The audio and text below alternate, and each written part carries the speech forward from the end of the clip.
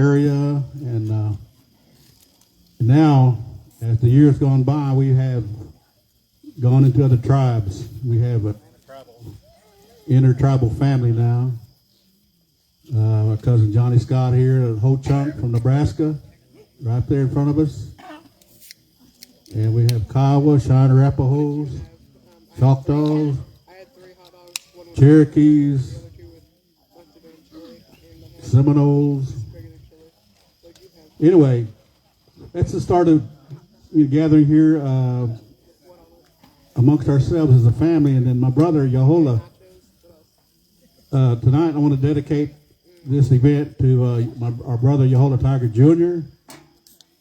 He was a big advocate of the storytelling and recording of stories. And also Johnny Hicks, who's not here with us, but he comes there every year, but I think COVID got him and his wife from Hannah, and really miss those people. And everybody else that's not here, as you know who they are. But anyway, you children now, don't be running, because there's a lot of elders here, old folks, elders, and we respect our elders.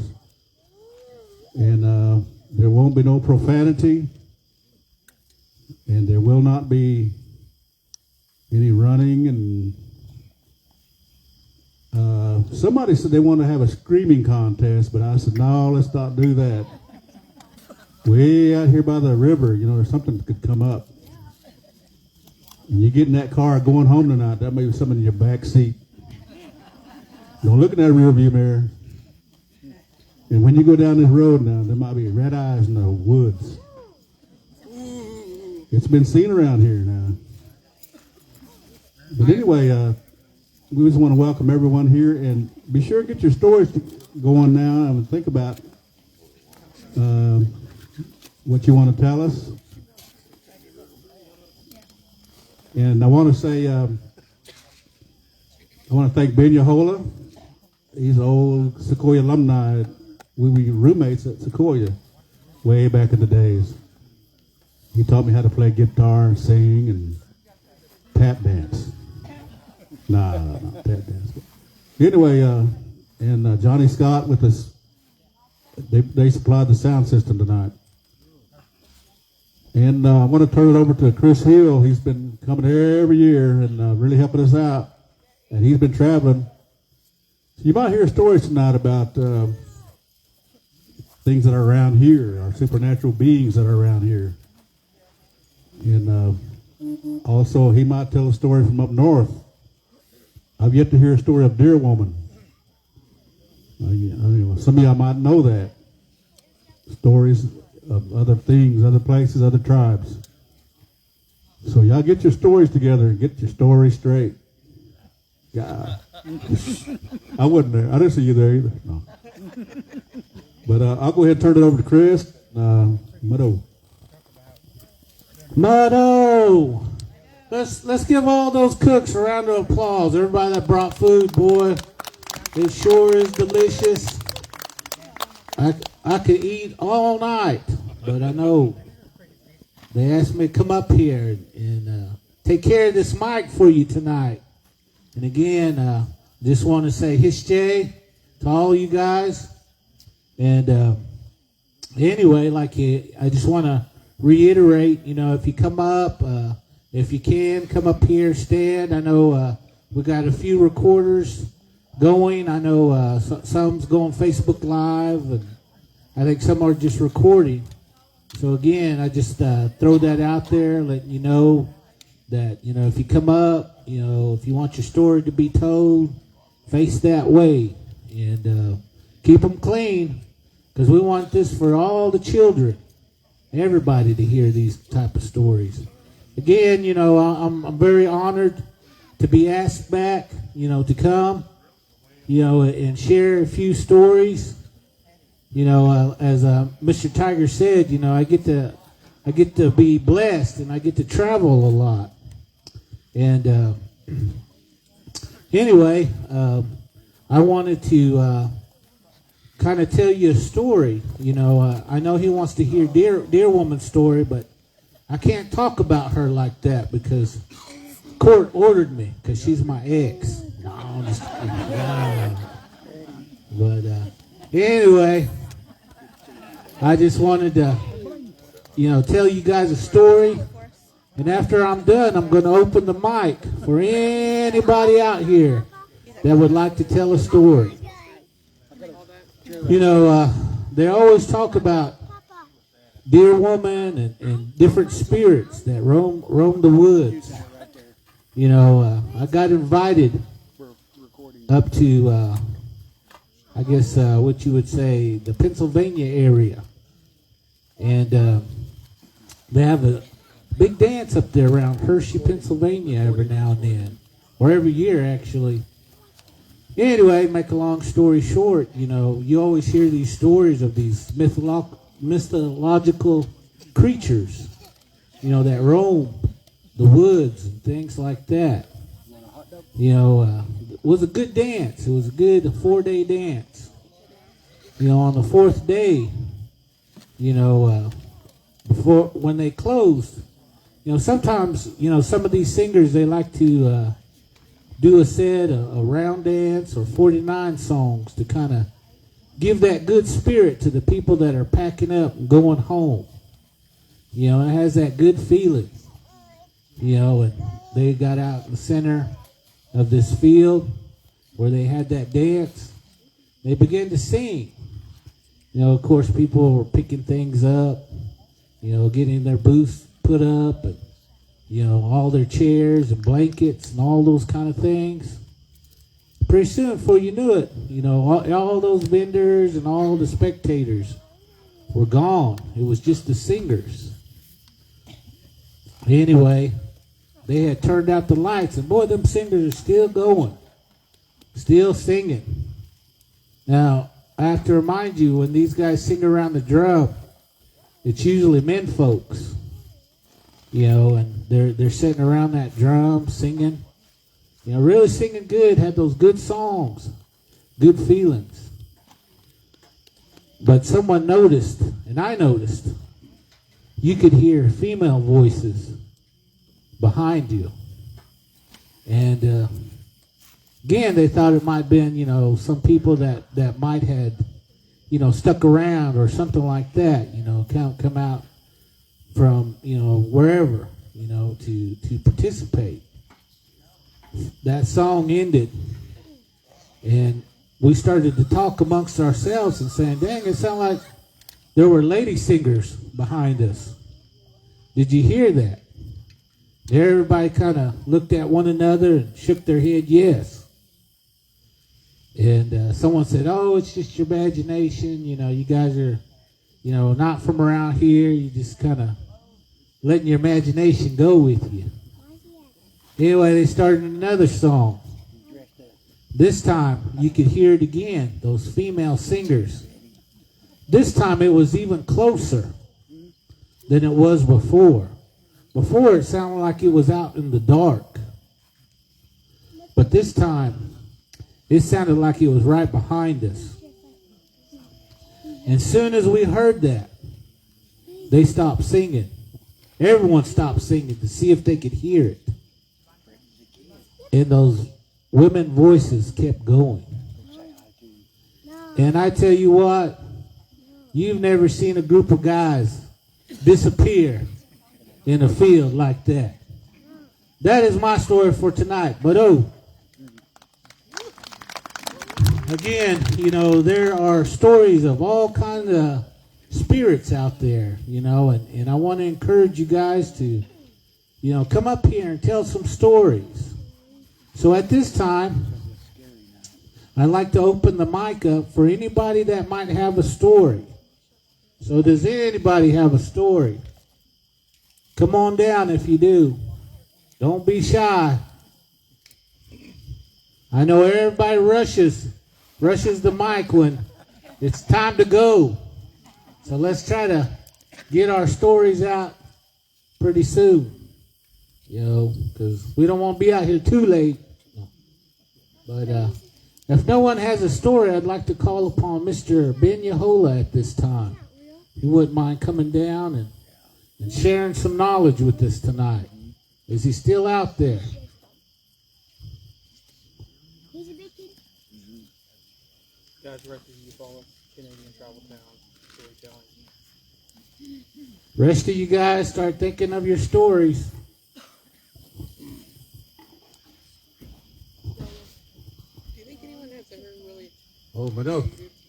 So oh, wait a minute here. Look at this. All right. It's got some meat on there. They've been eating a lot. Bologna or something. Anyway. Oh. Turn up this way.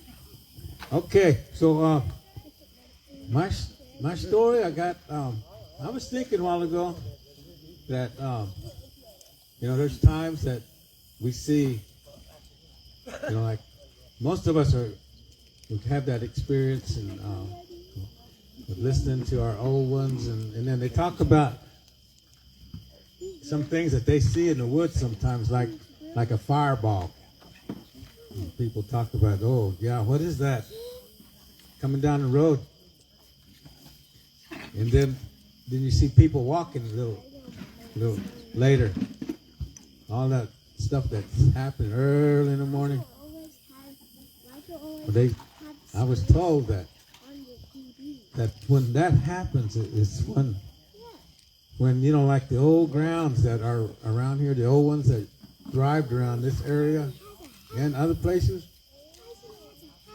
that sometimes all the things they did around that fireplace, everybody, their experience, and plus, and then when they leave that area, if they have to move, but still that whole energy, or call it energy, that power, I guess you can say, is still lingering out around, and then, things come like the spirits or something, whatever it is, but it's that fire. I had heard everybody's song and their feelings, and all those years that they had ceremony, and then when they have to leave, then that fireplace starts to flicker up, looking for the people. Then it starts to travel around, looking for all the family members that was part of that place, and just checking on them. So that's what I was told, that's what it is. But there's other things that I've heard that people use that kind of knowledge to get things that families need, or I don't know too much about that deep stuff, but it's real serious, scary stuff sometimes. So that's the kind of stuff that in our culture we heard stories a lot, and there's just some things that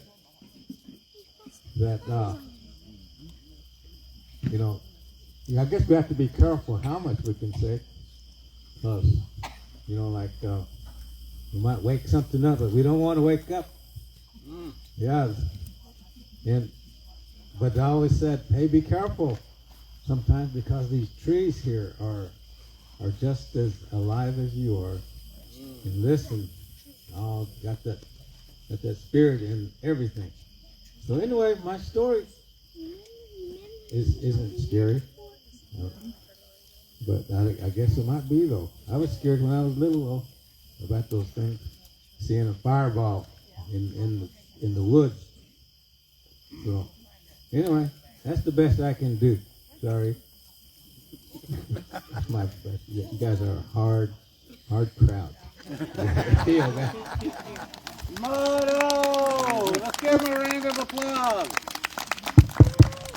50. Okay.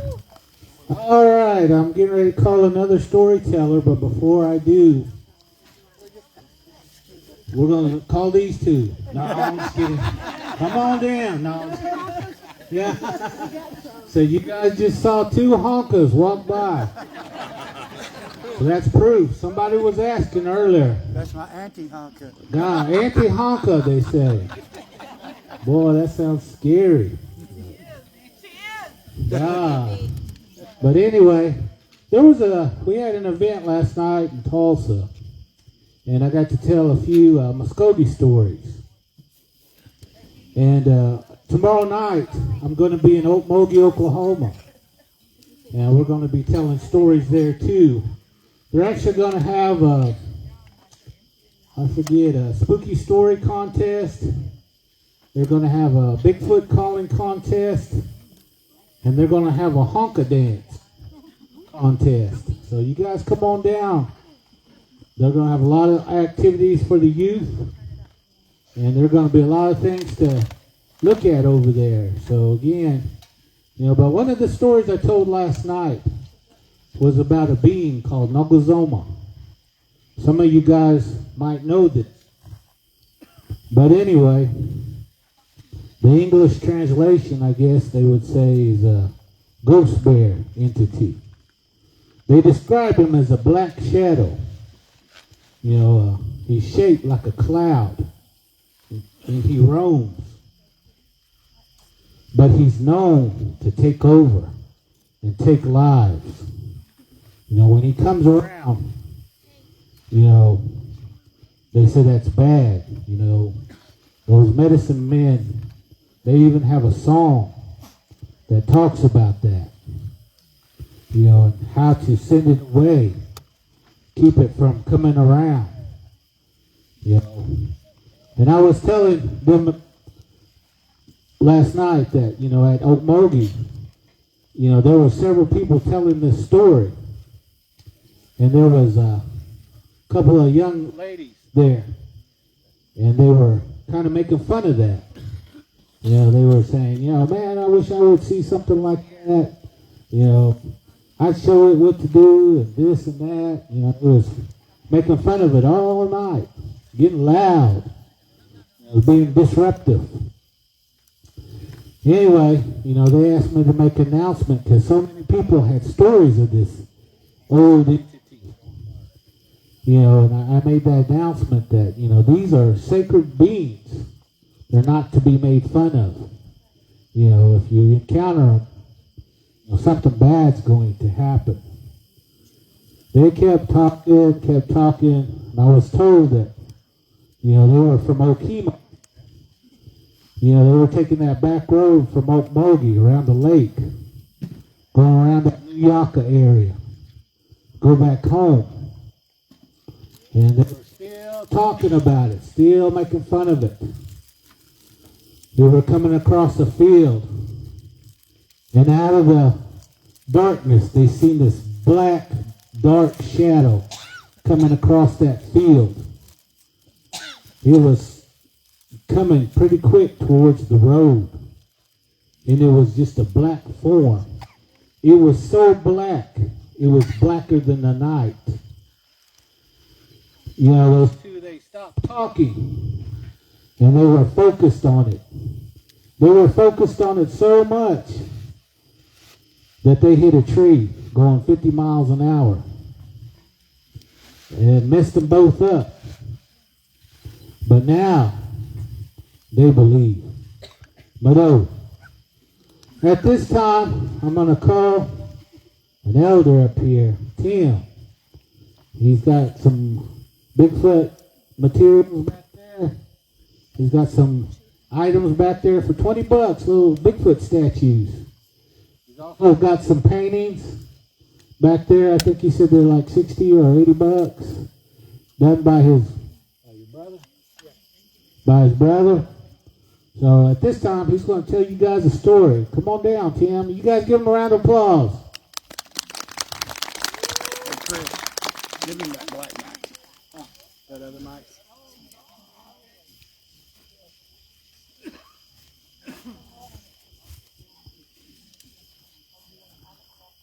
That's not the one that's got a cinch on it, whether you're lying or not, is it?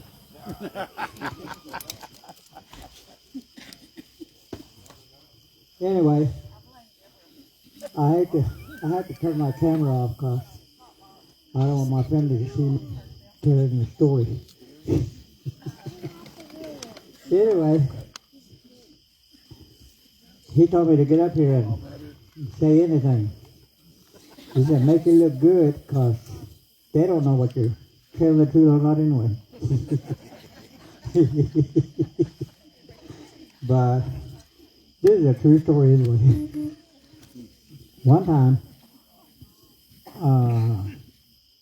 10 years ago, me and this guy named Louis Lindsay, we was going to throw some trash off with this guy named Bobby Means below Homeland. We loaded the truck all the way because we don't want to make it 2 trips on it, so we stacked it up as far as they're going. Storm came in. So I went home and I came back. I said, Louis, what are we going to do with all this? He said, let's go haul it all in. I said, okay. I said, we're going to south of Dustin.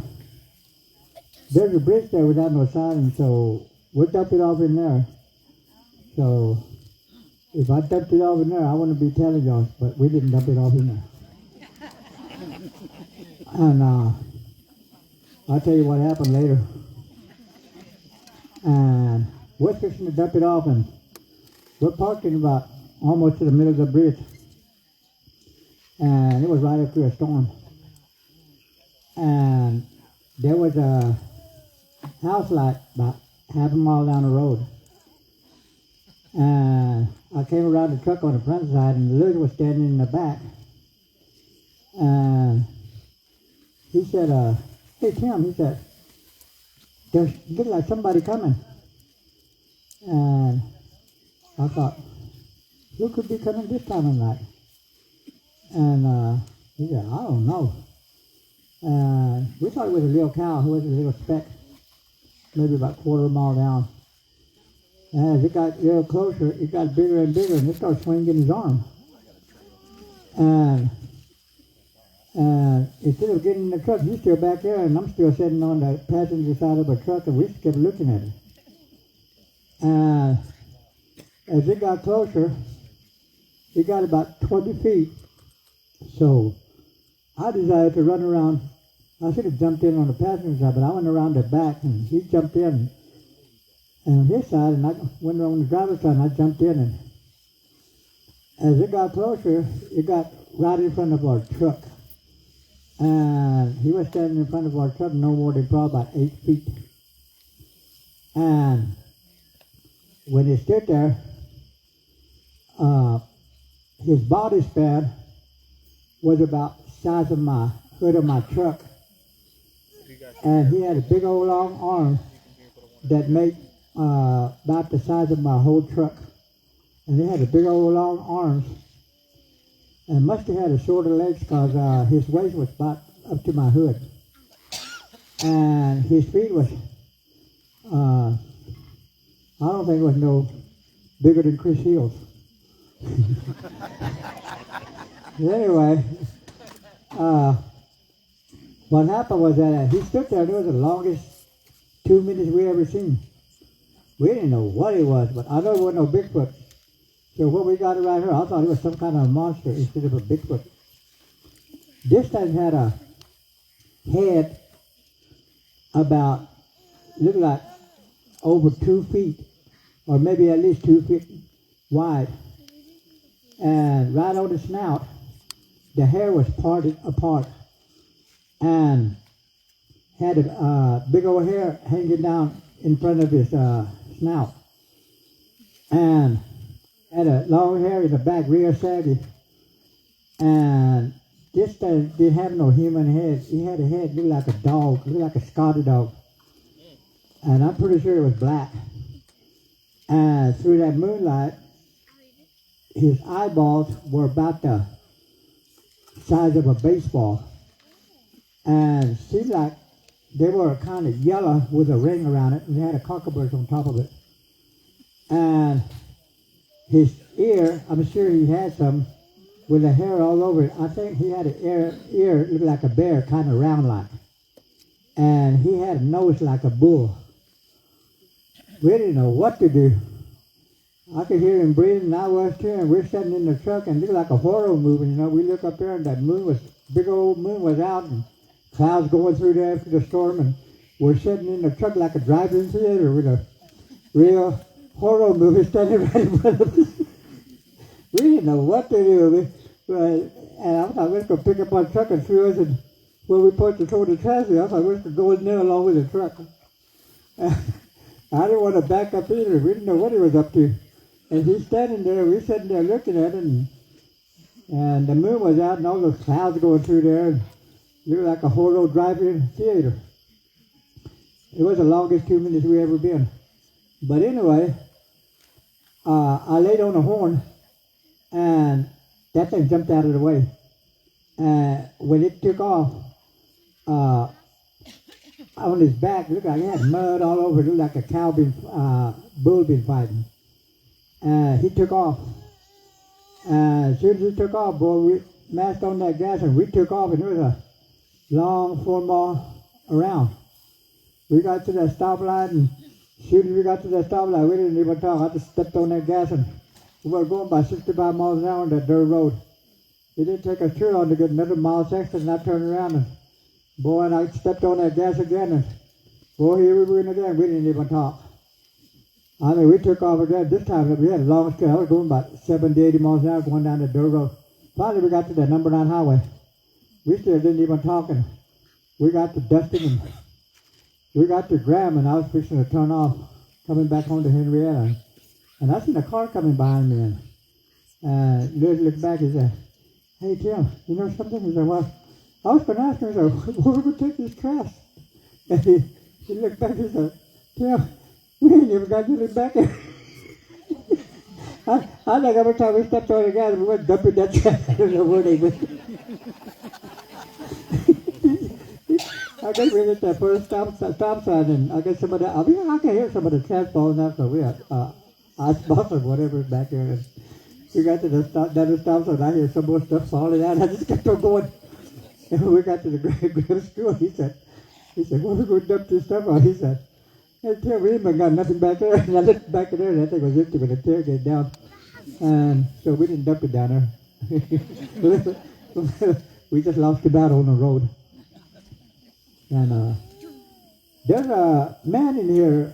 Anyway, the Bigfoot I made, I wasn't an artist, but the way I seen it, I made it exactly the way I seen it.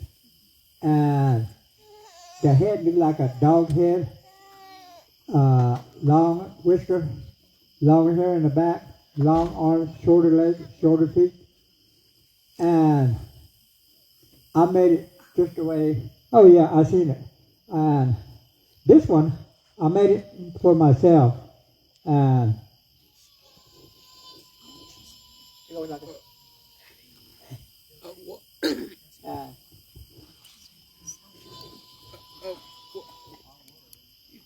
I made it like that, and I put that, made it grow nice, and I made a sound to it. And I used to stay up with about 4 of them till I lost all of them from a distance. And a lot of people asked, what do they eat? And a lot of people said, well, they're like bears. They could eat berries or whatever.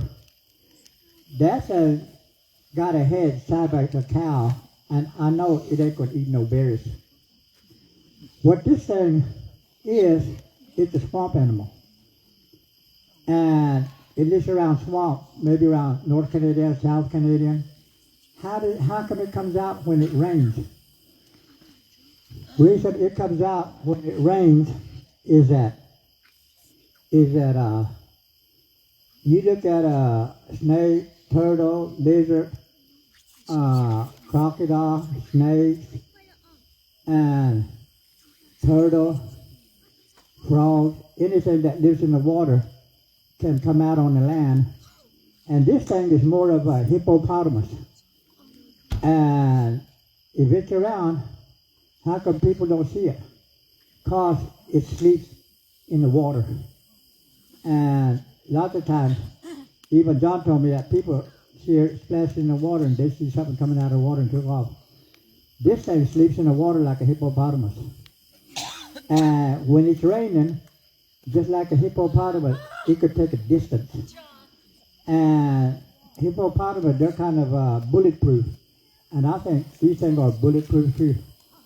And somehow these things, if you hear them talk, they kind of talk like Indian language. But you you could kind of tell people talking kind of like a Indian language, but you can't understand what they're saying. And some people say, you could really smell them. But the one we was on the front, we didn't smell nothing, but we heard it snorting. But what this thing does was from a distance, and when he's in danger, he has a, he could spray just like skunk would. And when he's in danger, when he starts spraying, that thing smells like a dead cow. And that's as far as I ever been. So they don't smell like, they say some don't even smell at all. But when he's in danger, it's kind of like a skunk. It will spray, just like wolf does. So that's one thing I do know about it. A lot of people say, how come he don't leave tracks? I tell you why he don't leave tracks, because when that other one took off, we went back there next day, and why he don't leave tracks is that people, when they wear a moccasins, they don't leave tracks. And bottom of the Bigfoot, that Bigfoot, their toes is kind of like a moccasin, where it's been running over the land so long, it's probably like a leather and kind of similar to moccasins. And that's why when it takes off, it don't leave a tracks at all. And that's one thing I do know about. And some people say, well, how come it disappears? Well, I'm pretty sure if it's got a life like a person, some that might have died might have been a spirit you seen from the Bigfoot. Because sometimes you could see it and it'll disappear so fast you wouldn't even know it. And that's about all I know.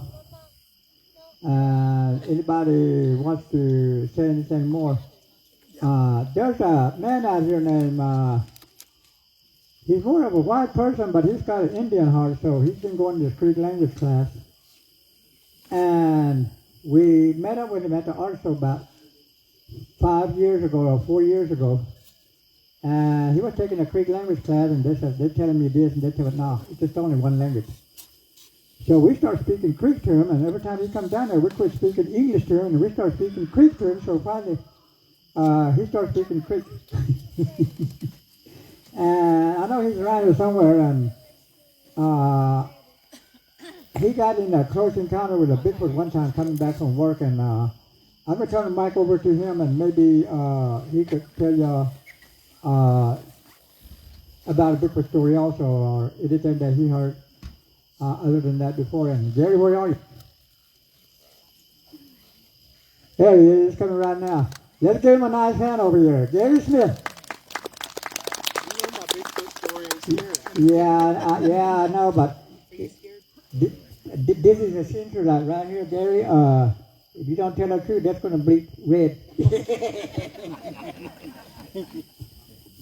Everybody got some sunglasses for when this thing starts blinking really fast red? Okay, like Tim said, I've known Tim and his brother Leon for probably 6-7 years now. So I've heard all his Bigfoot stories and how it looks like the head looks like a Scotty dog. And I've actually seen paintings that Leon's done. So I knew generally what they described. And I work at the Dakota water plant, and we work from 4 a.m. to midnight. So I left the water plant one night after a 20-hour shift, and I'm driving down Cemetery Road on the south side of Dakota. And directly across from the cemetery, in my headlights, I see this huge Bigfoot standing right beside the road. It's not moving, but the wind's blowing, and the long fur hanging off its arms and legs is swaying in the wind. Now, it never moved. I hit my clutch thinking I might stop, and then I said to myself, well, you're an idiot. Why would you stop? So I downshifted and took off. So I don't know if I just imagined it or not. That's more or less the story. It's not really scary. But we did have a scary encounter with what we think was a Bigfoot over at Sasakwa. I don't know if y'all are familiar with Bird Creek Church over there. There's supposed to be, if you go out there right around sundown, a Stigini will come after you. So my mom didn't raise the brightest children. My wife and I are going through there. We decided we're going to stop at Bird Creek Church. It's getting close to sundown, so we pull up the parking lot and roll the windows down. She won't get out of the car, but, you know, I'm not the brightest, so I get out of the car. And I'm standing there, and down along the South Canadian River, probably a mile and a half away, you can hear something screaming. Now, I grew up around cows, so I know it's not a cow, but it's similar kind of to what a cow sounds like when they're bellowing. But, I mean, for being a mile and a half away, this was super, super loud. And it just kept getting closer to us. Every time it would holler, it was probably a quarter mile closer to us. And about this time of night, my wife told me, she said, get in the car, we're leaving. And I'm like, but it might come out. And she said, I don't care if it comes out, I'm not going to be here. So it was either get in the car and leave or possibly meet Bigfoot face to face. And, you know, a Stigini as well. But we never saw that. I don't know if the Stigini stories are true about Bird Creek Church or not. I'm sure the people that live around there would tell you they're not. But that's my story. So.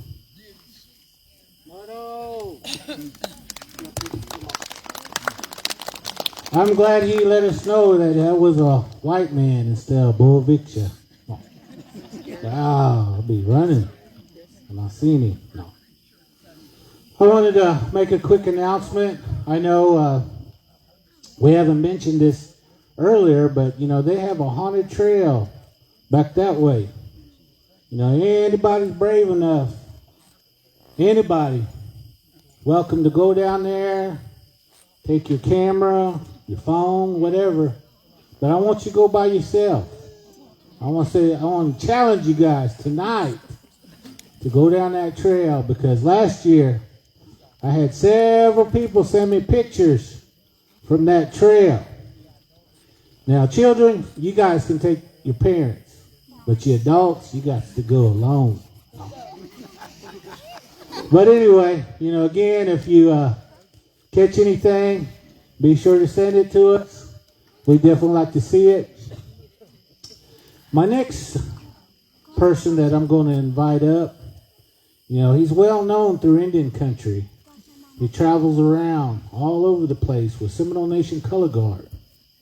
You know, again, you know, he's an outstanding man. You know, that Seminole Nation Color Guard has done a lot of good things for our veterans. They've, you know, they help, you know, carry those flags, and they help put veterans away in an honorable way. You know, so again, you know, I just want you guys to give him a lot of love tonight. Mr. Chris Powell, come on down. You guys make some noise for him.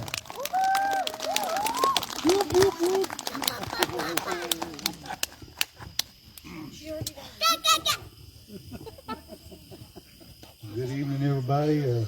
My name's Chris Powell from Ragtown, Oklahoma. You don't know where it's at? Just go south of these girls here, and that's where you'll be. But little community I live in is, you know, like I said, it's called Ragtown. And old Ben, he used to run around down there. We got 3 ponds on our property. And it might have been about 3-4 years ago. It was in the evening time. I was going to go down there and go fishing. And well, when I got to the gate, my oldest brother was coming out. He had another big old bass in a bucket there and showing it to me, talking about it. So, you know, I was waiting for him to hurry up and leave because I was wanting to hurry and get down there. So he finally leaves, and so I go down to the pond, and, you know, I do a little casting and everything, and didn't get nothing. So, you know, I go on, and probably about 2-3 weeks later, I run into him, and he asked me if I got anything. I told him no. Then he gets to smiling, and he said, I forgot to tell you, when I was wrestling with this fish, just on the other end, he said, that thing, we call it old boy. You know, it's been around for years, you know. And He said, that old boy got to hollering. And I said, you didn't say nothing when I was going down there? He said, no, because I didn't want to scare you. I said, well, I wasn't scared. But, he didn't even tell me, till 2-3 weeks later. But I seen something when I was younger. Me and a cousin, we was down the road, down there, and we was learning how to smoke cigarettes. Well, we're standing there smoking, and next thing I know, my cousin, he goes flying over me.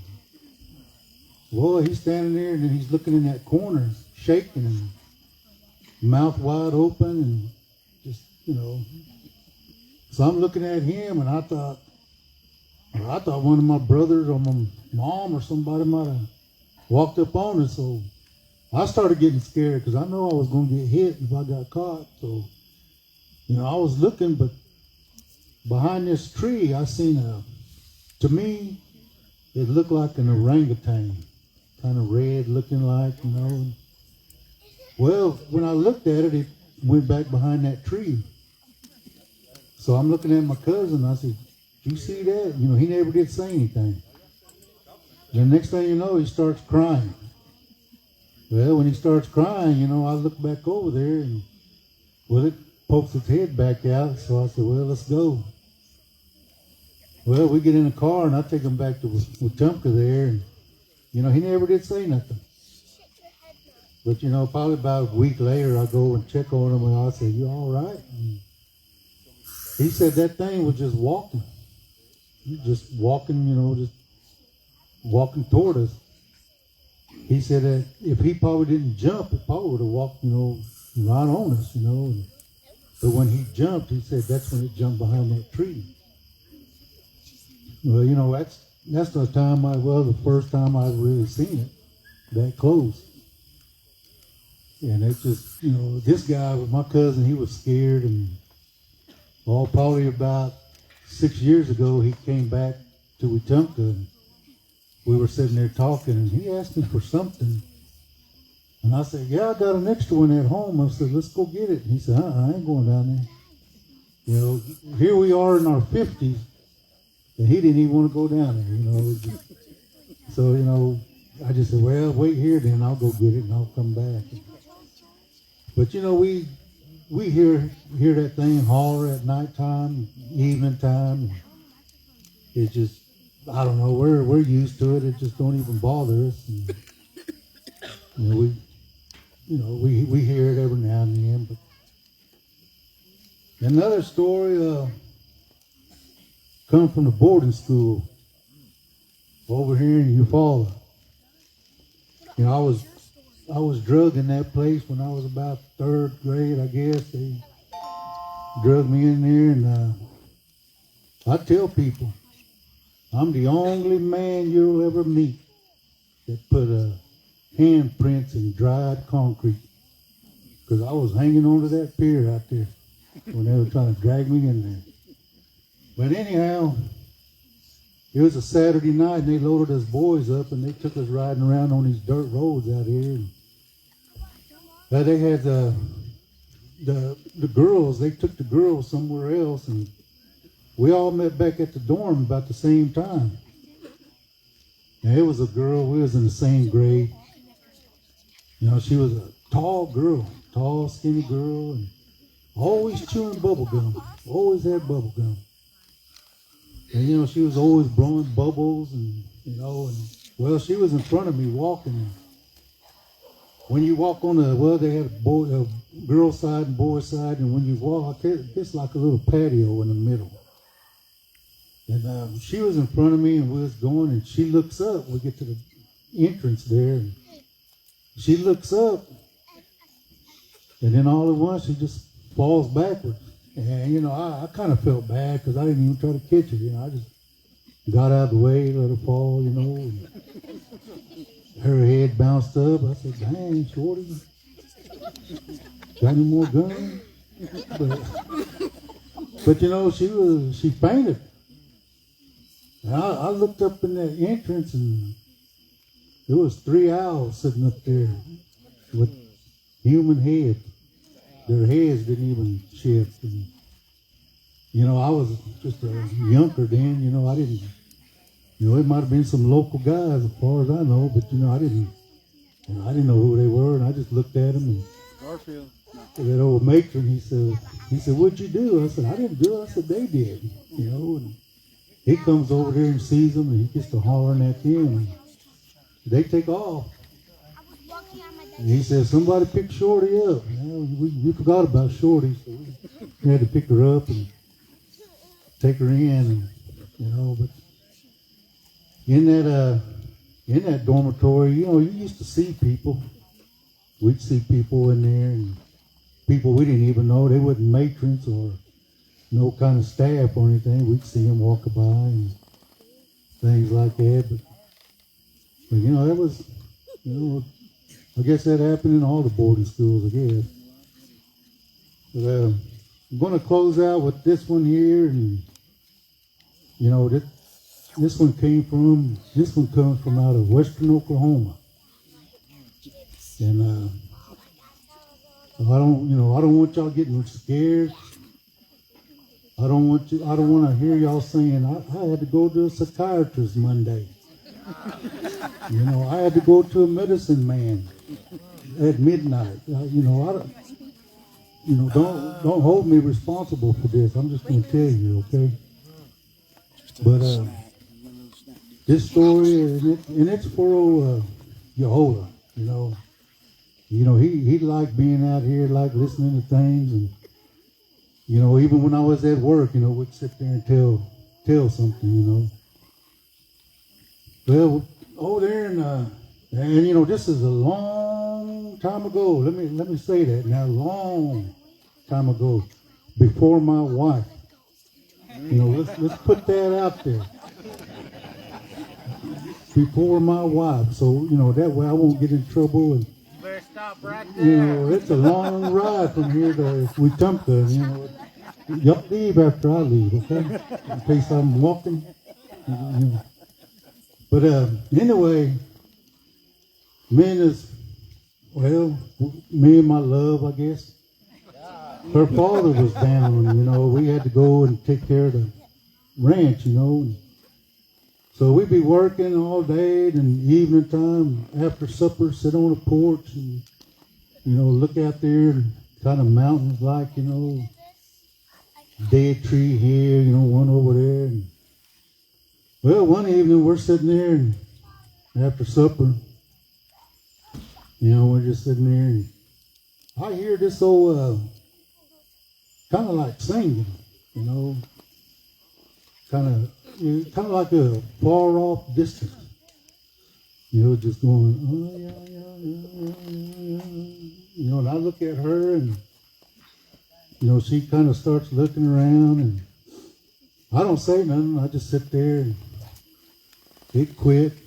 Well, it kind of you know, started up again, kind of a little bit louder, you know. Boy, and I look over there and, you know, she just kind of looking around, and so I don't say nothing. Well, third time it's kind of loud, you know. Boy, and I said, "That your people?" Because, you know, she was part Kiowa, you know, and I said, "That your people?" Boy, she really stood up proud, you know. "Yeah, that's my people." You know, and I kind of, you know, it's going, you know, and I thought, well, shoot, this Seminole could be proud too, so I'm sitting up tall, you know. And then that next time, you know, it does it again, you know, then it got that, like that, you know, and it's right there. Boy, that was a little too close. I looked at her and she looks at me, and, you know, it's boom, boom, boom. I said, "Hey, get out of here." When I said that, an old mangy dog come out from under that porch. That's for Eufaula now. What old... Dang, I thought he was going to say something where my sister's going to have to get up and slap him. Dang it. But anyway, again, I know we had a lot of new visitors come in. I just wanted to make a quick announcement. They still got plenty of food over here. If you haven't got anything to eat yet, they still got plenty of food, plenty of drinks. You guys make yourselves at home if you came in, or if you're still hungry, go ahead and help yourselves up there. Get you something to eat. Again, also, they have that trail back there. Anybody wants to go test their machoism, go ahead. But if you catch something, please let me know. I want you to bring it back right here so it can speak to us. No. Okay, our next storyteller, our next one. He looks like Tom Mix from those old Western movies. I'm gonna call upon Earl. He's so sacred, he just got one name, Earl. I'm gonna call upon him at this time. Y'all make some noise for Earl.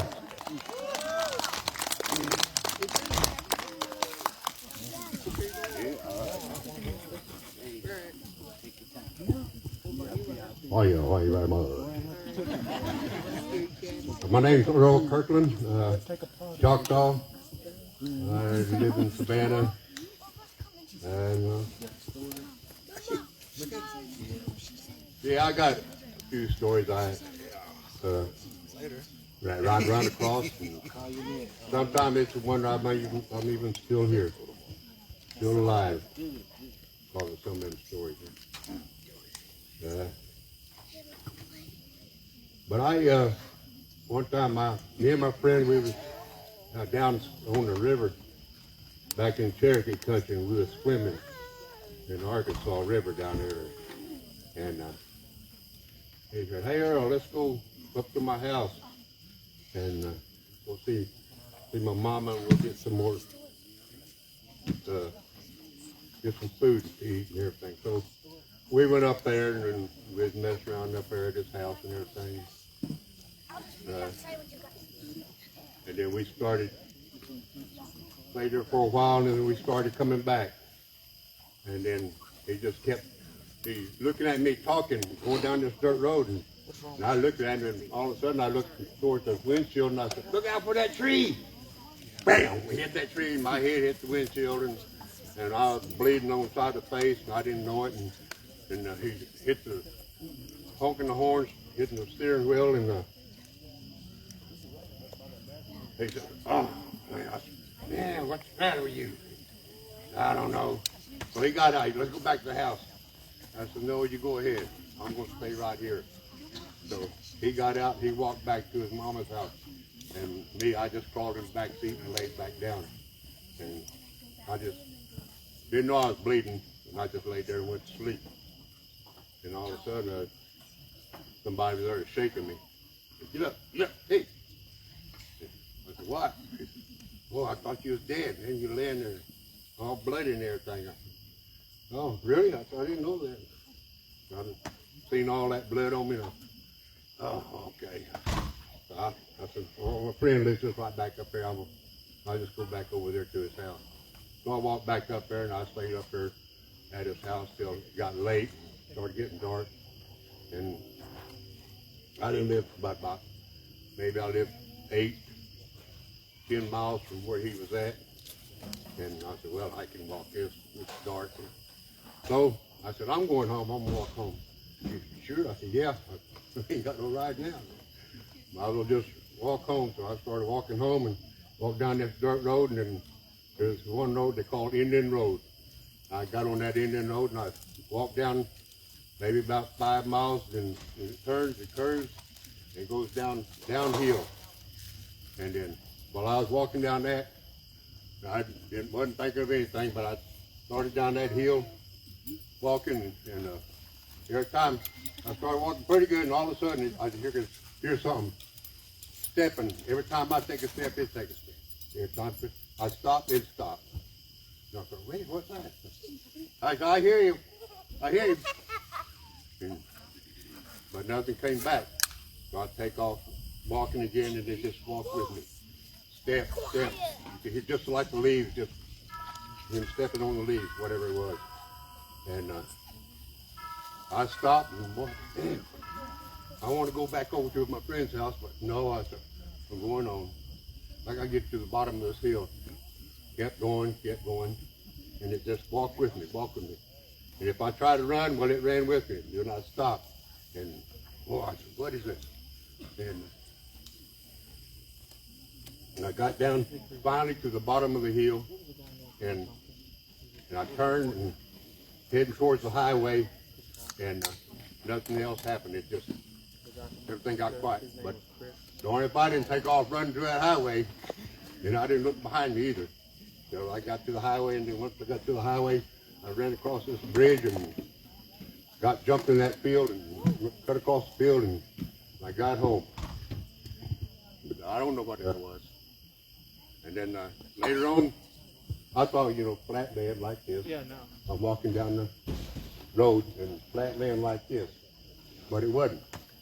It's just like this, just straight up and down. The highway up here, or the road up here, and the other side where I heard all that noise was nothing but it just drop off all the way down. And I thought, man, how could that even be happening? What happened there? What made all that noise while I was walking? I didn't understand. Well, I'm in Cherokee country, so what can I say? I told him about it, and he said, yeah, that's a wolf. A wolf will follow you down that road. I said, but I heard something. All I tell you, every time I stop, it stops. When I run, it'll run. And I say something to it, and he wouldn't say nothing. So I was just glad he didn't come out and get me. That's one story, but I'm like, you ever see them movies, Alfred Hitchcock? If you watch a movie, an Alfred Hitchcock movie back then, he'd start telling a story, and he'd leave you at the end, but you want to know what the ending happened. What happened at the ending? He'd stop right there. I'm kind of like that guy. Everybody say, you don't finish the story. I can't help that. That's what happened. I couldn't tell you what that was. And here's another story. I'm driving pretty close to the same area and going down a back road down this around like maybe 10:30 at night. I just left a friend's house, and my ex-wife was with me. We were going down the road there, and all of a sudden this car just come up, started following us. Bright lights on and everything. I'm just driving along, and it just keeps coming closer and closer. I see it through the mirror and everything, and I said, man, this car's coming closer. And she's just sitting there, and all of a sudden, just right on my bumper, as bright as it can be, just bright lightning. Comes to a crossroad. At this crossroad, there's a bright light right there, and here I am. I'm meeting this, and that car's coming out this way, and one car come behind me, and I passed that crossroad, and everything disappeared. So somebody told me what happened then. I don't know. Everything was gone. I said, you see that? Yeah. I asked her the next day. I said, you remember what happened the other night? She said, no, I don't remember nothing. I said, what? You told me you did. I don't remember seeing anything. And, I couldn't tell you. It just happened. Something happened like that. And then one time, me and my friend walking from town, we had a few drinks, but we walked through town about, maybe had to go walk 12 miles or something. Walked down that way and got on the dirt road, and then my father-in-law lives up that road before we get to this hill, and my friend lived over top of the hill. He lived on past the hill up there. So I said, I'll walk home with you. So we walked up there, and then all of a sudden it just kind of started lightning, and wanted rain or something. And when it did that, it started lightning. We kept on going, man, it's going to rain. Maybe we better get home. So we started again. All of a sudden it hit lightning again, and there was a big old figure just standing right there at the top of of that hill. And we seen that. You see that? Yeah, I see. So we turned around and just took off running. I run to my father-in-law's house. And that guy kept on going. He ran all the way back to town. Didn't go home or nothing. So, I don't know. Tell me, what happened there? I don't know. I hear a lot of strange stories and everything, but I couldn't really tell you what's going on. And there's another story that I had that happened back in the 70s. That's when all them flying saucers coming around and everything. This happened down around Porter. I just left by in and we going home back to Tulsa, and I hit that straightaway in Porter. And I was feeling kind of sleepy, but I had my wife and my 3 kids with me. And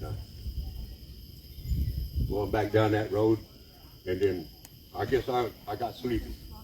I got to say, I got sleepy. And I just kind of felt myself going to sleep. But all of a sudden, I don't know what happened, but somebody said, "Ah!" And boy, I just woke up like that. Boy, when I woke up, there's nothing but a big old bright light.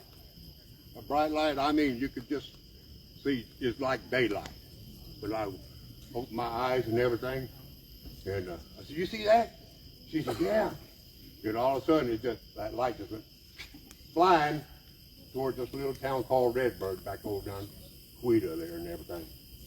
And I was wide awake then. I wasn't about to go to sleep, and hadn't fell asleep ever since then. Every time I drive, it don't matter. I ain't going to sleep. I take care of the people I'm driving for. And in my mind, I was thinking, flying saucers. Boy, them aliens get in front of me, I'm going to run over them. Boy, I wake all the way on that back road, all the way back to Tulsa, man. I was wide awake and everything. Then later, the next day or a few days later, or later on, I said, "Remember that time when we was on that back road?" And I said, I seen that big bright light, we saw it. She said, "No, I don't remember." Yeah, nobody remember what I seen. But that's one story too. It's the one I'm even still here. Like I say, I could have fell asleep. Nobody didn't have to wake me up, and I could have killed the whole family right there. But somebody just yelled my name. I heard my name yell real loud. And when I woke up, there it was, a big old bright light. Maybe that's the Lord just telling me to stay awake. It ain't time for y'all to go. So, I really couldn't say. And then there was one time back, they moved me to Florida. I wasn't ready to move to Florida, but they moved to Florida. And I was working down there on some old reservation down there. And I woke up around 5 o'clock in the morning. I was going around the back road, and had my wife at that time working at a small grocery store on the reservation. So I went over there, got my pickup, took off down the road there on the back road, and all of a sudden in front of me, there was about this tall, stand about that tall, little hairy thing, like little baby Bigfoot, what it was. Oh, he was running like this right in the middle of the road, boy. Running right from me. Boy, I was driving along there, I'm going to run over that thing. Then all of a sudden I just thought, don't run over it, because Mom and Daddy's here somewhere. They ain't going to leave that baby behind by itself. So I said, well, I ain't going to run over it. And so I slowed down, and I just stayed behind that thing, just kept running. Pretty soon he just doubled up his legs, just jumped off the side of the bank right into the water. And then I went on and I told people about it. They didn't do nothing but laugh at me. They thought, I just this little guy that we know that worked there. That was just him going over to see your old lady. You know, I don't know. She wasn't there anyway.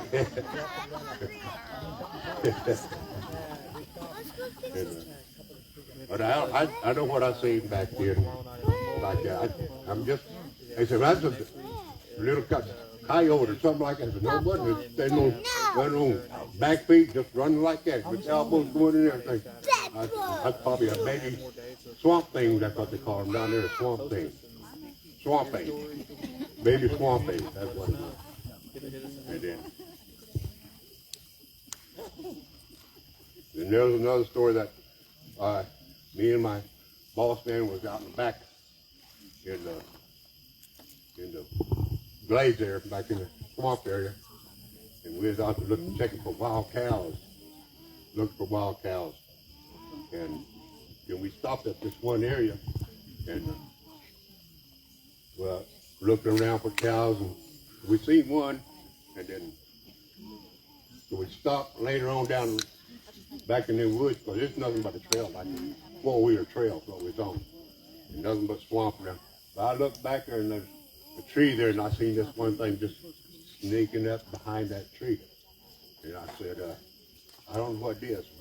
I said, there's something back there behind us. I said, it might be some of them natives that never been caught, still running wild, don't know civilization yet, still running wild back in there.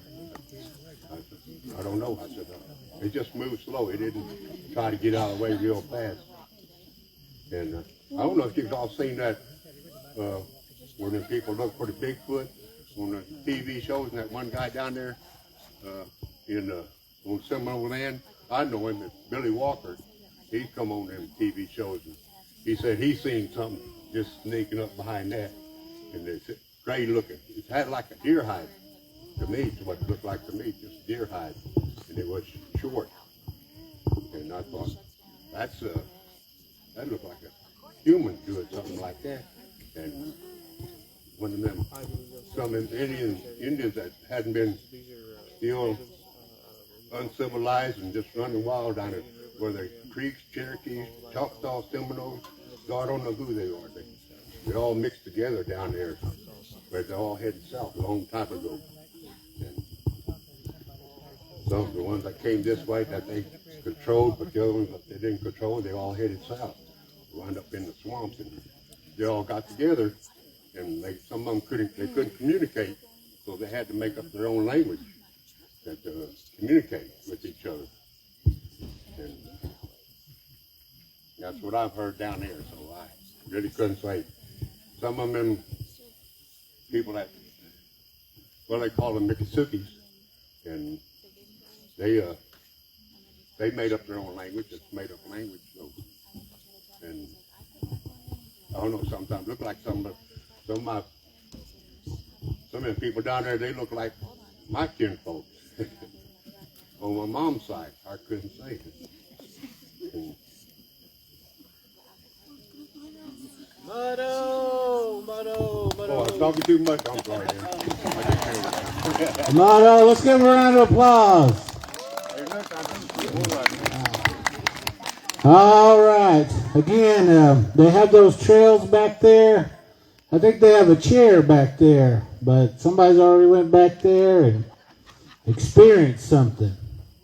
And I'm going to tell you guys what they experienced later on, but I want to see some more people go back there.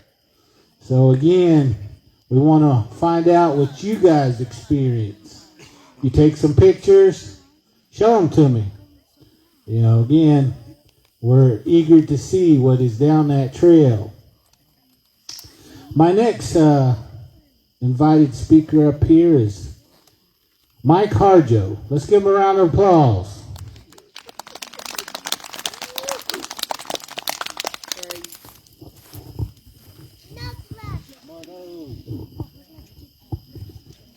Hello, my name is Mike Harjo. I'm glad to be here with Eufaula Canadian Adova. I'm always glad to be here. I've been coming here about 4 or 5 years. And I've already told all my stories. I told Chris. He hadn't come up here anyways. It's good to be out here. You can feel it's kind of different this year without Eufaula. Yeah, he's a good friend of mine, and sure miss him. But yeah, my name is Mike Harjo, and I'm from Ryle, Oklahoma. Member down Hickory Ground Ceremonial Ground. Like I said, I done told all my stories. I don't. The only thing I could think of is about right now. You know, a lot of our young ones, when I was growing up, my grandma raised me up. You know, I'm 42, but my grandma raised me. But she used to tell me things, and I think sometimes these young ones coming up nowadays, maybe a lot of them ain't told stuff, you know, but you got to be careful when you walk around out in the woods or you come up with all these stories. But like my son, I tell him about the dangers out there, you know, when I was coming up, they tell me about, you know, if you're walking around out in the woods and you come up on a circle, you get away from there because just like us Creeks, you know, we worship the Creator. We have stomp dance. The little people, that's where they stomp dance at. They gotta make connection with the Creator too. And so you walk around out in the woods and you come up on a circle like that, that's their ceremonial ground. You don't want to mess around over there. So it's best to get away from that. Then, you know, we used to walk around out in the woods and we used to have to cut wood when I was growing up. My uncle, we'd see these trees have these big knots on there. And so, well, we ain't gonna cut this one because, you know, they say that's where those little people they get in there. Those big knots, they get in there and inside of there, usually hollow. And they sleep inside there. So we don't mess around with trees like that. There's all kinds of dangers out there. If you don't know any better, and I think some of these young ones need to be told, you know. I had a cousin. We was out in the woods and he had a stick and came up to one of them trees. Had knots on it, all knots on it. He went over there, he started hitting on that tree he had a stick. And he playing around. And by the time he turned around, there was a knocking sound inside of that tree. It knocked back. And he did it again. He went back over there and he knocked on it again. It kept knocking back. He went back and told my great aunt. My great aunt said, take me out to this tree. I want to see it. So he was like, all right. He took it on down. He said, look at this. And he knocked on it like that and it knocked back. And she took that stick away from him. And, she said, you get back to the house. Don't ever come back down to this tree no more. So he learned his lesson that day. But, you know, they always tell me, you know, things to look for out there. Or don't you carry a pocket knife with you sometimes, you know. I had a great uncle. He was fishing. And he said he started getting pulled in. He couldn't stop. Something was pulling him in. He knew what it was. So he pulled that knife out and drew an X and finally let go of him. But they all told me it was Obajawa in our language. Sometimes they call it tie snake, but it was it's that serpent that was down in those deep waters. My same great uncle and his son, they were down there at North Canadian River, and they were fishing. They had a good day because they had a whole bunch of catfish all on stringer, boy. They had a whole bunch of them. And they say whenever that thing comes up, when that serpent comes up out of the water, you hear like a ringling noise. And all the trees, the wind starts blowing around. And that's when it comes up out of the water. You don't want to be around whenever that stuff starts happening like that. And they said, I heard it was blue on the back and yellow on the belly. Got horns, got felt hanging off the horns. But they were down there fishing. They had fished all day. They had a whole bunch of catfish, and they start hearing that ringling noise. And the trees, the wind started picking up. They looked in that river. It was like a whirlpool. They knew. And my great uncle, he told his son, he said, get down there and get that stringer. Dump all them fish back out. He was like, what? He said, boy, get down there, get that stringer, let all them fish loose. So he ran down there and he let all them fish loose. And he said, you know, get in the truck. So they took off. And later on he told him, he said, you know, get too stingy. Caught more fish than what we needed. That's why that serpent was coming, you know. You don't want to catch too much fish like that. But, things like that. And they always used to say, don't be hanging around at night. It starts getting dark. Need to get on back home. I had a cousin. She was young. When she told me this, she was probably 75. But when she was young, they had horses. In the evening time, she'd go out and she'd whistle and holler at her horses and get them back, crowd back up. And there was one horse. It kept going. She seen it. And it went down the hill and she's hollering for it and everything. And that horse just kept going. It went back over the other hill. And she was getting frustrated and she kept hollering and she had to walk way out there. When she walked out there, she come up on this hill, and when she looked, she seen a whole bunch of snakes. They were in that field, and they were all in a circle. They were laying down, but there was one snake. He was standing up. And when she seen it, that snake was talking, and all these other ones were listening. She seen that, and like they was having a meeting, and I guess that snake that was standing up, he was their Miko, he was their chief. Anyway, she had to go back, and she told her grandpa, and he had to make medicine for her because you see things like that that's not natural and make you kind of messed up in the head. So she had to wash her off with medicine. And I had another cousin that ran into a pack of coyotes, same way. They was all in a circle. There was one coyote standing up. He was talking to the rest of them. But they told me, these animals out here, they're just like us, the Jati people. Because, our chief gets us together sometimes or, have a meeting with us and stuff like that. And they have to get together and have meetings too. We just don't know that. And you're not supposed to see it. So you all out here in these woods, these animals, they got to get together and have a meeting sometimes, talk about things. And that's what I was told. A lot of these animals, they have their Miko. They even have their medicine man. My cousin, we had squirrel soup down there at the ground, so we had to go out and hunt some squirrels. And he said he stood there for a long time, being quiet and everything. He saw all of a sudden there was like 3 squirrels come out.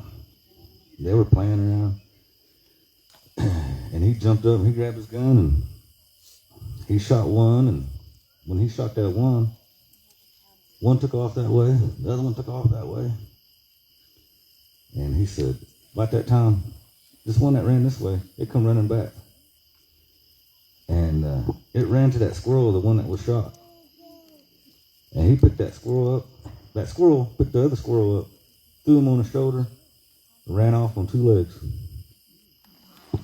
And they said that one came back because that squirrel, he must have been a medicine man because he knew he could help that squirrel that got shot. And so we always got to think like that. That's why we respect these animals and stuff like that. And we don't mock them, make fun of them, or anything like that. Because they could probably do something bad to you too. That's when bad things start happening to you. You start going around and mocking these animals and stuff like that. That's some of the things we were told when I was growing up.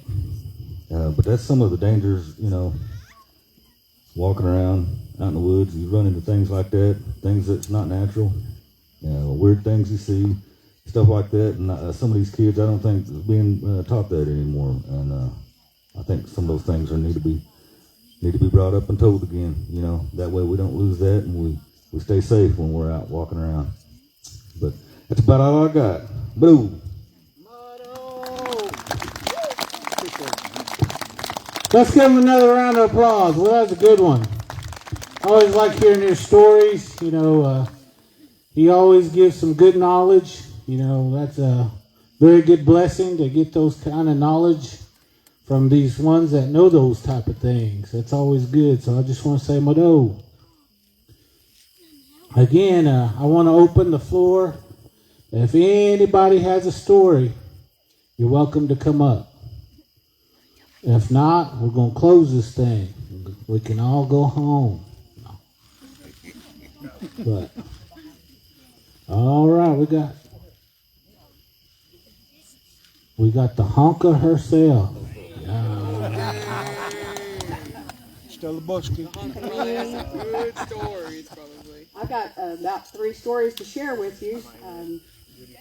All right. And I just want to say that it's good to see all of you here tonight. It's always good to be together. And I just want to say that let's just don't let it stop here. Let's continue on and the stories and share with our younger ones. Just like Mike said, you know, that this is to help them too. Because we're not always going to be here. And these younger ones will have to go carry it on for us. So I just want to share about 3 stories with you. We belong to church, West Eufaula, and it's located just over this hill. And this happened probably back, maybe in the 90s. There was a whole bunch of us, well, me and some younger ones in the church. We was getting ready for a Christmas program. And the younger ones were in the back of the church, and me and my oldest son was towards the front door. We was untangling some wires. And we was standing there, and all of a sudden, we heard a creek song. And you said it was far away. And it was coming from the south. When it got right in front of the front door, there's a porch. The creek hymn was coming from the south, just in the air. When it come across the porch, it got louder. And then it went on north. But I could never remember what that song was. About 30 minutes later, my husband come out and told me that one of our elders in the church passed. So, to me, that was her, saying her farewell to us, to the church. But like I said, I don't remember what that song was. But she was one of our major cooks at the church. I said she could make gravy out of weenies. She sure was good.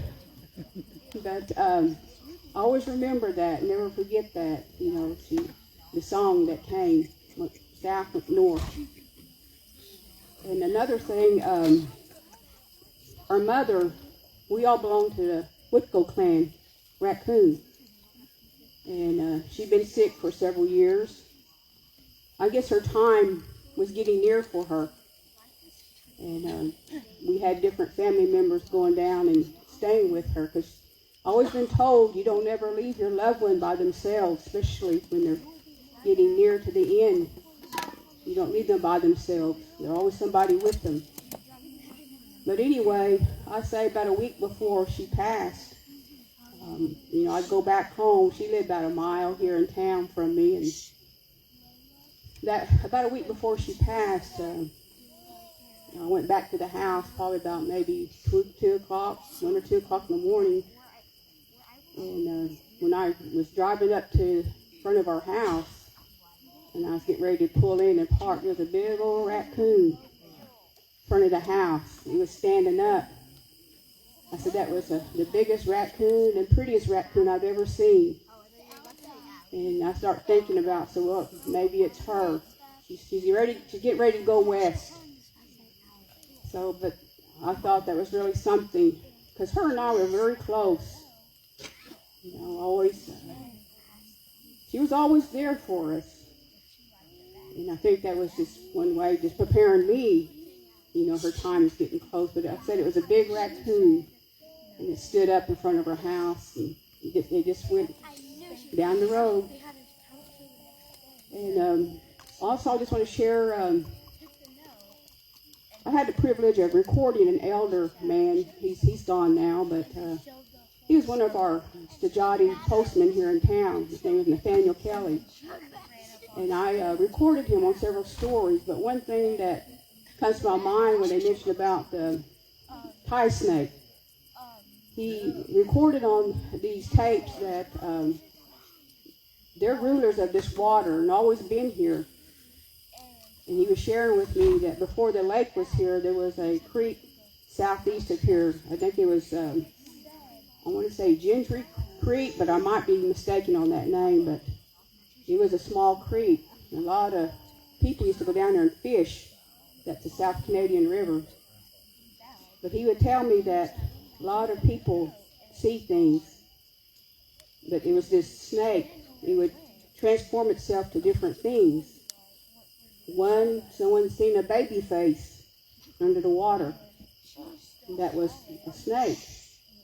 Another one said that there was a little island in the middle of the water. Said looked like a Shetland pony out there laying on that little island. But it was that snake. And he said that there was like a little hillside, a rainbow on the side of that little hillside. It was rocky and everything. Something that catches your eye, he said. And he said there's like a rainbow sitting on the side of that hill. He said that was that snake. And always too, you know, you always get a warning. Get your attention. You don't hang around. You don't hang around when you hear these things. You don't stay there. Because a lot of times they'll try to lure you to them. And they said that's why you have to be careful around these waters. Because they, like I said, they're the ruler of the waters. And that they're powerful. And I think that one time someone said they seen where a cow, I guess like it was hypnotized, just go into the water. And that these tie snakes are very powerful. And they still exist today. But that's some of the stories that I've known and been told. But I had recordings on this elder man. I still have them. I need to get them transferred over to probably a CD to save the stories. But, you know, he had a lot of stories. He mentioned about Tuskegee Church, which is just down the road here, across the field, where there was a snake, and it would hang around by a well out here at Tuskegee Church. It was shaped like a V, and it would go through that sand, just push that sand as it, you know, as it went along the ground. But it was shaped like a V, and you could see it in its path when it moved. But it kind of stood around or hung around the well out there at Tuskegee. But he called it like a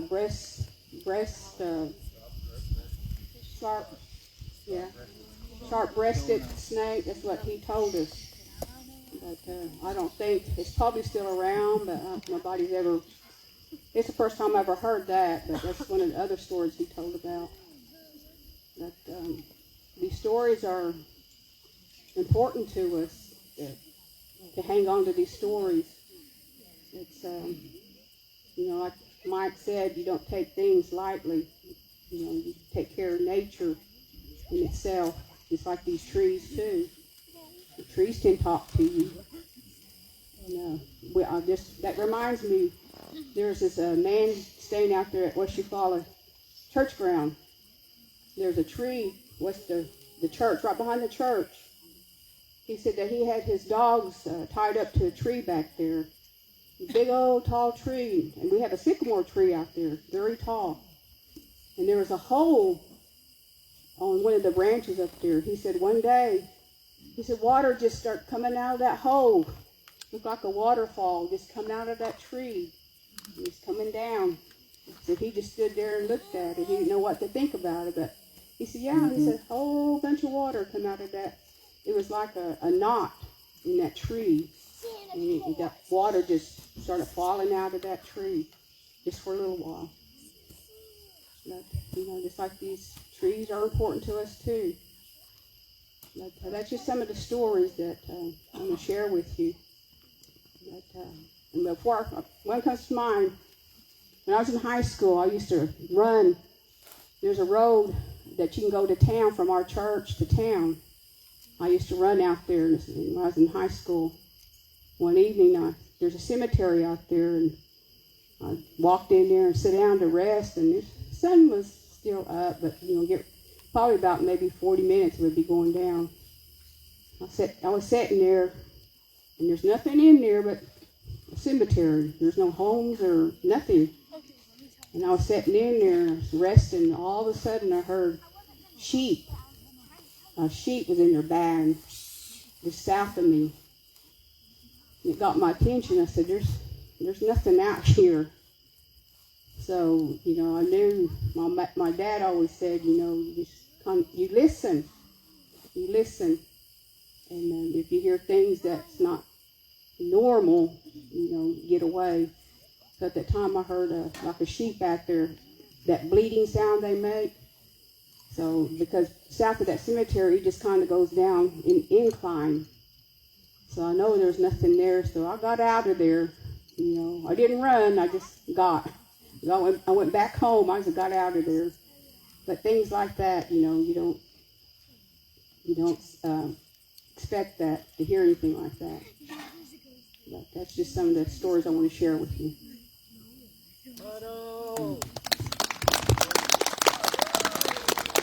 All right, that was a good one. Good one. I just wanted to kind of recognize something. Do you guys feel that cool breeze every now and then? Some might say those are spirits, because it's not cold all the time.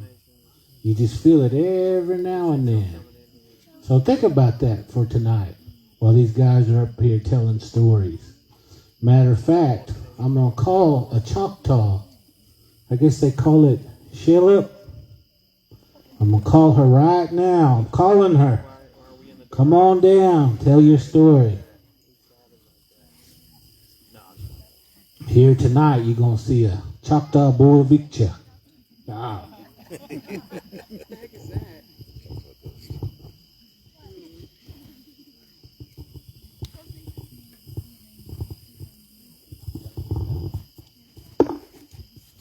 In Choctaw, Shilluk means like honka. So all those Choctaws knows what a Shilluk is. Same as y'all's honka. Anyway, I'm John's wife. My name's Laverne. And I've lived here with John ever since we got married. It's been about 10 years. Although I've known him about 21 years. We've only been married 10. But first time I come over here, it was kind of different. And I didn't never really get scared. But anyway, my story is about here at the house. And this is the story about, I'll tell a little bit on myself. John went to a meeting, and then I had to go to Shakota for him. And then while I was over there, I told him, I said, I'm going to go by and play casino. So I went over there, and then he ended up finding a ride home from his meeting, and I was having a good time at casino winning money. So I was out there and didn't realize time got away. Before I realized it, it was like 12 o'clock, and I thought I should go home, but I thought, well, I'm winning a little money. Let me try some more. And before I knew it, was like 2:30, and I thought, oh my God, I got to go home. And I didn't realize it was kind of sprinkling, raining outside. So I think when I had got out of the car initially, his light wouldn't go off, so I had to manually turn it off. So when I got in the car, I had to manually turn his lights on, and it was sprinkling, raining when I was leaving Shakota Casino. And in my head, I'm thinking it's 2:30, almost 3 in the morning. I'm thinking, oh my goodness, it's kind of late, and I hope I don't have no car trouble. I hope I make it home okay. So I said my little prayer and came on home, and then I made it home. And when I got across the bridge coming across the bridge from the water, crossing the town, then I came this way. And when I was coming from Eufaula to our turnoff, it started getting all, foggy, and that mist and rain was still coming down. And I was thinking, oh my God, I hope I don't have car trouble. And so I came on in, and I had food with me that I had ate, but I didn't eat it all up. So I pulled in here around the front, about where that black car is right now. And I pulled in there with John's car, and I turned it off, and I was thinking, by then it's probably like 3 o'clock in the morning. And here I got out of the car, and I thought, because sometimes we hear stigini around here. Y'all know what that is. anyway, skinny owls. And so I had got out of the car and I was thinking, I hope I don't hear those things. And so I got out of the car and I had my food with me and I walked up to the door, about from here to him. And when I walked up to the door, I turned around and put his thing, whatever you would call it, to lock his door and turn his lights off, and it wouldn't go off. So I thought, shucks, I thought, oh yeah, I had to manually turn them off. So I turned around, walked back to the car real fast, and I turned them lights off manually. Then when I turned around to walk to the door, about right there, when I walked in that way, all of a sudden, this right there in those woods where that trail is, right there, right in there, as I was walking to the door, I heard something. It sounded like a man. It sounded like one of them stomp dance leaders that holler out and go, woo! That says like that. And it said that, and that's what it did. And man, I hurried up to the front door. And about that time I got out that front door, my hair started sticking up, and I thought, what was that? And then pretty soon these two guineas start cackling at each other. They're really talking. And all I did is I hurried up in the front door, slammed the door, shut it, and I had food, went through the food in the fridge, and I immediately went in the bedroom to go to bed, and that's the first time I got scared out here. I've never been scared out here. So whatever it was hollering at me. And my hair was sticking up in the back of my neck, and I heard him got in bed, and I guess John, he's a light sleeper, and I guess he heard me, and he goes, you all right? And I said, no. I said, I jumped in bed, I said, can them guineas holler at you? And he goes, what do you mean? I said, can they imitate people or whatever, make sounds? And he goes, why, what did it do? And I said, somebody hollered at me, like them stomp guys that hollered like that, like, whoo! And I said, it did that to me, and I said, I don't know what it was. And that's when he goes, was it misting, raining outside? I said, yeah. And then he said, well, you know what they always say, it was probably one of those. He said it in Creek. He said it was probably one of them. And that's when I said, whatever it was, I said, it scared me. And then he goes, well, that's what you get for coming in at 3 o'clock in the morning to the casino. Anyway, but I really did hear it. That's the first time I ever got scared. But I'm not scared no more. So y'all's welcome to go down that trail, but I'm not. All right, who's ready? Let's make a line for that trail right now. Who wants to go? All right, you guys go on down there. Tell me what you find when you get down there. Anyway, you guys having a good time tonight? Let's make some noise if you're having a good time tonight. We're at Eufaula Canadian Community tonight. And again, this is a spooky story night. And let's give Eufaula Canadian a round of applause for hosting this tonight. Man, this is a beautiful night. Got good food, good weather, and great stories tonight. You have great visitors here that's come all over Indian country tonight. Many different tribes representing. You guys on Facebook, I ask that you guys share this. Any of you guys take pictures or doing videos tonight, be sure to share that. Say some good words about Eufaula Canadian community, the things that they're doing down here. I know this community does a lot of rich things for the community. So again, let's share some good words upon them this evening. At this time, I've got a little, I don't know what you call, story. I've told this once before. I just can't remember where I've told it. But anyway, this is a story that I was told, and it comes from up towards Ponca and Newkirk way. I don't know if you guys know that area, but they got a road that's called number, 177, I believe. Is that correct? Anyway, yeah, Highway 177. It goes from Ponca City to Stillwater. Anyway, the story goes, or what I was told, they had a elderly Indian man. I'll just say that, not to reference because of the family. But, they said, he was leaving Ponca City, heading towards Stillwater. And anyway, somewhere on that road on 177, he passed away behind the wheel. They said his car went all the way to the outskirts of Stillwater. Then it finally ran off the road. Now, any of you guys familiar with 177? There's an intersection and there's railroad tracks. There's even corners on that road. It's not really a straight road. Anyway, they say that somewhere, they're able to do that, what do they call it, forensic studies. They can kind of tell you exactly when somebody passes away. And they said that, somehow, some way, he had died 30 minutes before he crashed. So that means he was on the road for 30 minutes passing everybody. Anyway, when he wrecked, they were all thinking, well, dang, how'd he do that? But, not to say, anything.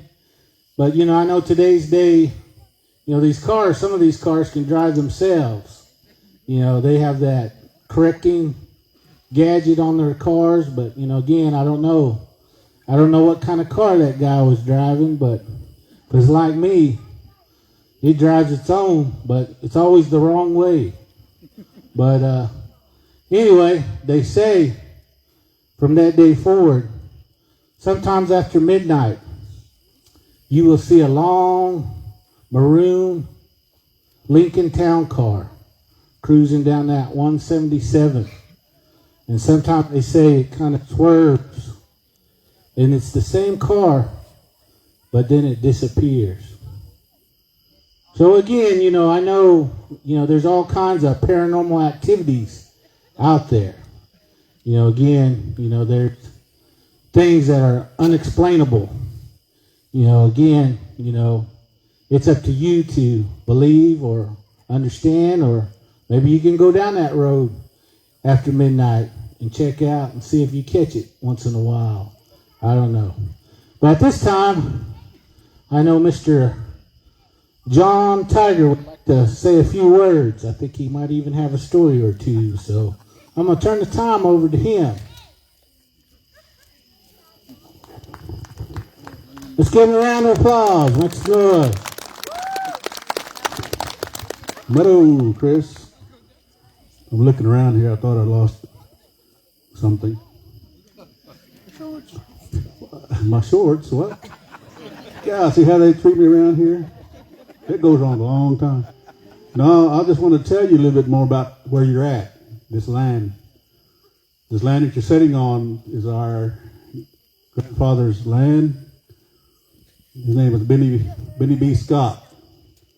Long-time minister, but long-time postal employee, a mail carrier. And I'm pretty sure that he's the first Native American to retire from the postal service. Somebody look that up. Because he retired in 57? Where's Chop? Wave. There she is. There's the daughter right there, my mother's sister. And anyway, this is his land, his allotted land. And I'll tell you more about this place. Is he and my grandmother, they raised me since I don't know how old I was, 4 or 5 maybe. But anyway, I always grew up out here. And he was Quarsati number 1. And she's Eufaula, but her grandfather was Jackson Lewis. And if any of you guys ever read about the Creek history in that ethnology book they put out by the government in 1922-24. Jackson is an informant. Him and Kaylee Proctor were informants in that book. That were just trying to record the social living of Muskogee people. And not just the Creek book is also done in Choctaw. There's a book about the Choctaw. And you find these books in reference to part of the libraries. And you're not supposed to take those, but I did one time. I took it out of the library, and then I lost it again. Somebody picked it up from me. But anyway, this is a lot of stories in that book. But I'm going to tell you something, and I'm still puzzled to this day. Right here, there's a kind of a hole here, and that's where we burned our fire last time. But there used to be a cottonwood tree. And when my grandmother passed away, and I was here by myself, and I was trying to clean the house up, and I was looking for that mop. And I asked Judy, my sister, I said, "Where you know where the mop is?" She says, "No, it's one out there somewhere." And I never could find a mop, so I never did clean the house. No. But later on, I was walking out, and just where everybody got set out there, where y'all sitting out there, I happened to look up at that tree, and that mop was up in that tree. And I bet it was up 16 feet high. And it's like it was hung up wet. It's like somebody slapped that mop against that tree and it stuck. And it was still there. It was dry, and it was still stuck to that bark. Now, so can anybody explain that to me? Have anything like that happened to you? Anyway, it's happened here. Did you take a picture of it? Good. And another story is when Mom, we call her Mom, she lived to be 96 years old. They was born in 1898. So yes, like Mike, I was told a lot of things growing up. Experienced a lot of things out here as a kid, but later on I went to the boarding school circuit. But anyway, Mom was in the bedroom. She was 9, her last years, I guess, and they had a home care come out and see her every Tuesday, I believe, or Thursday, but take her vitals and all that stuff. And that one time, the nurses looked all over the house looking for her camera that she brought to take a picture of Mom. She couldn't find it. She couldn't find it. And they called me in there and says, "Can you help her look for that camera?" I looked everywhere. I couldn't find it.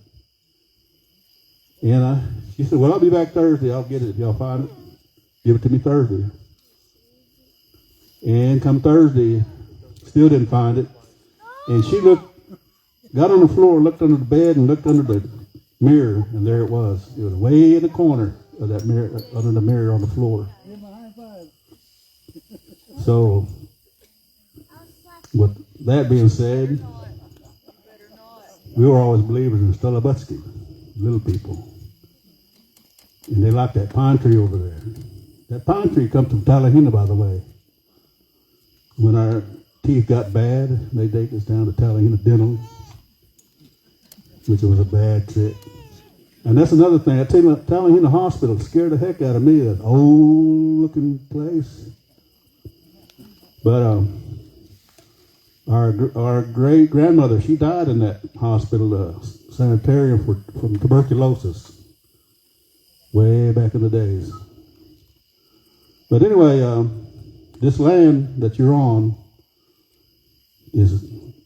we call it Buckskin Reservation, because that's his middle name, Benny Buckskin Scott. And he always says that this is a reservation, way back in the 60s. And he said, this is a reservation. So that's what we've known it as. And also, sometime out here, like Mike was talking about the trees and animals, that's true. I mean, you really have to respect it, because you're not the only inhabitants of this land. You're inhabited with the animals, trees, birds. And anything around you, that's your environment. One time I was sitting right out there, me and my brother George was walking across the yard right there. And this afternoon, I don't know if anybody's ever experienced this, but the smell, a real sweet smell come across. Anybody experienced anything like that in the open yard? A sweet smell came across, and we both smelled it. He said, I know that ain't you. I said, I know that ain't you either.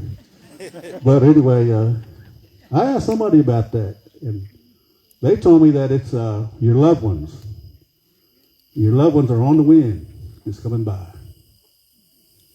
So don't be afraid, but be welcome it. Yeah. Oh yeah, and also the first snow we had last year, right over here, there's a hedge tree. Hedge bush is a tree now, but hedges are hard wood to break, especially when it's green. So I looked out there, this one broke. It broke right there. It stands about 8.5 foot high, and it's broke. It's bent down to the ground. I said, what would cause that? But anyway, out here in this land, you'll hear things. I hear things. My wife claims I don't listen, but I listen. Selective, she calls it, selective hearing. But my grandfather, Benny, I brought up Nogozoma earlier, and he encountered one between, right behind the dormitory in that field. He was working in town, walking home, and he said he seen it, and it looked like a anteater shape, and the head was close to the ground, and there was a fog around it, and it was going by, and he said, next day I'm going to get a gun, and if I see that thing, I'm going to shoot him. So he goes in town next day, go to work, goes home, and he encounters that thing again. He gets his pistol ready, he aims at that thing, and it cocks, and it don't do nothing. The gun is dead. Didn't even work. And later on, I've learned that they have power to overcome what you have in your hand or what you try to do to them. Another one around here, I was told growing up, is called Eufaula. And I was told that this thing can make you forget. It could whistle at you or holler at you, or you hear something, and all of a sudden you get disillusioned, you get disoriented, and you lose track of time. That happened to me coming over that hill one time.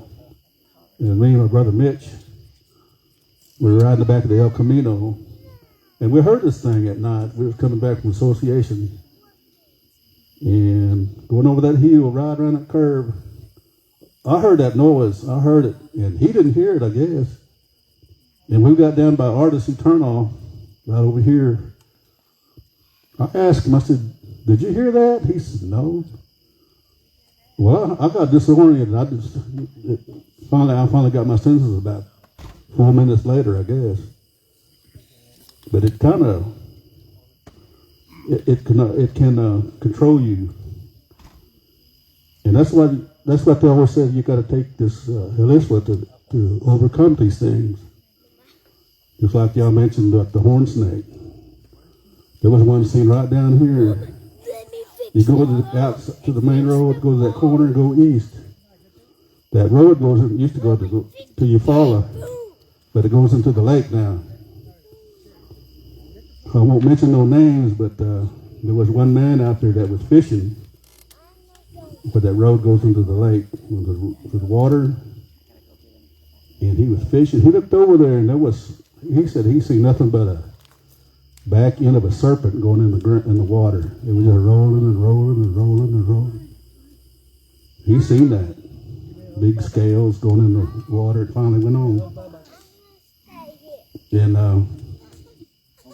later on, the story got out about it and what he had seen, and he didn't. I think he passed away 10 days later. He passed away 10 days later, and then one gentleman told me that he shouldn't have said what he had seen. He shouldn't have told it.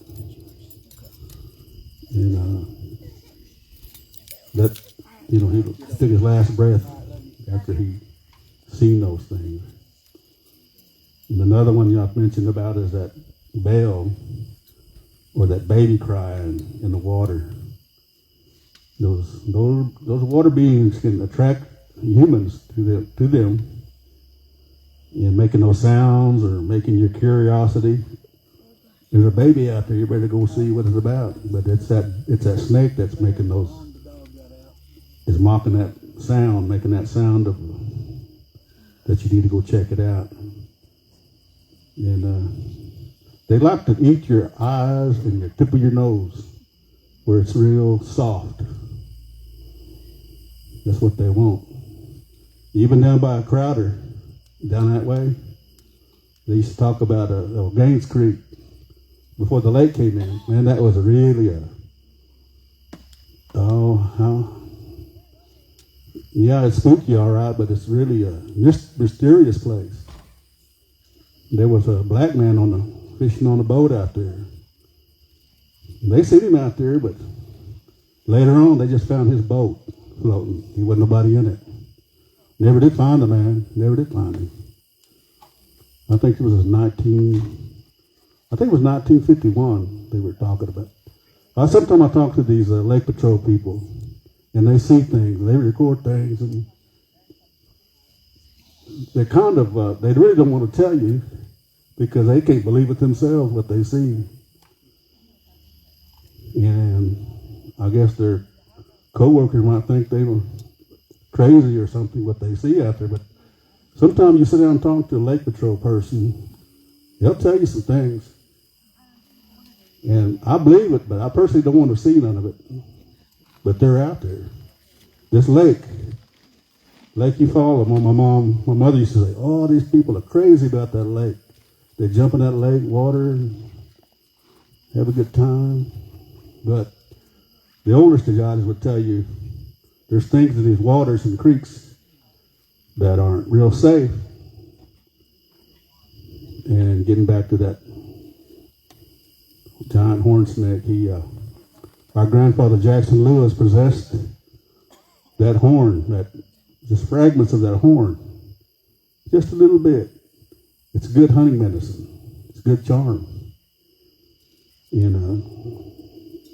was a medic in the Civil War. And also, when we get back to Jackson, they were coming across the Mississippi during the removal, Trail of Tears.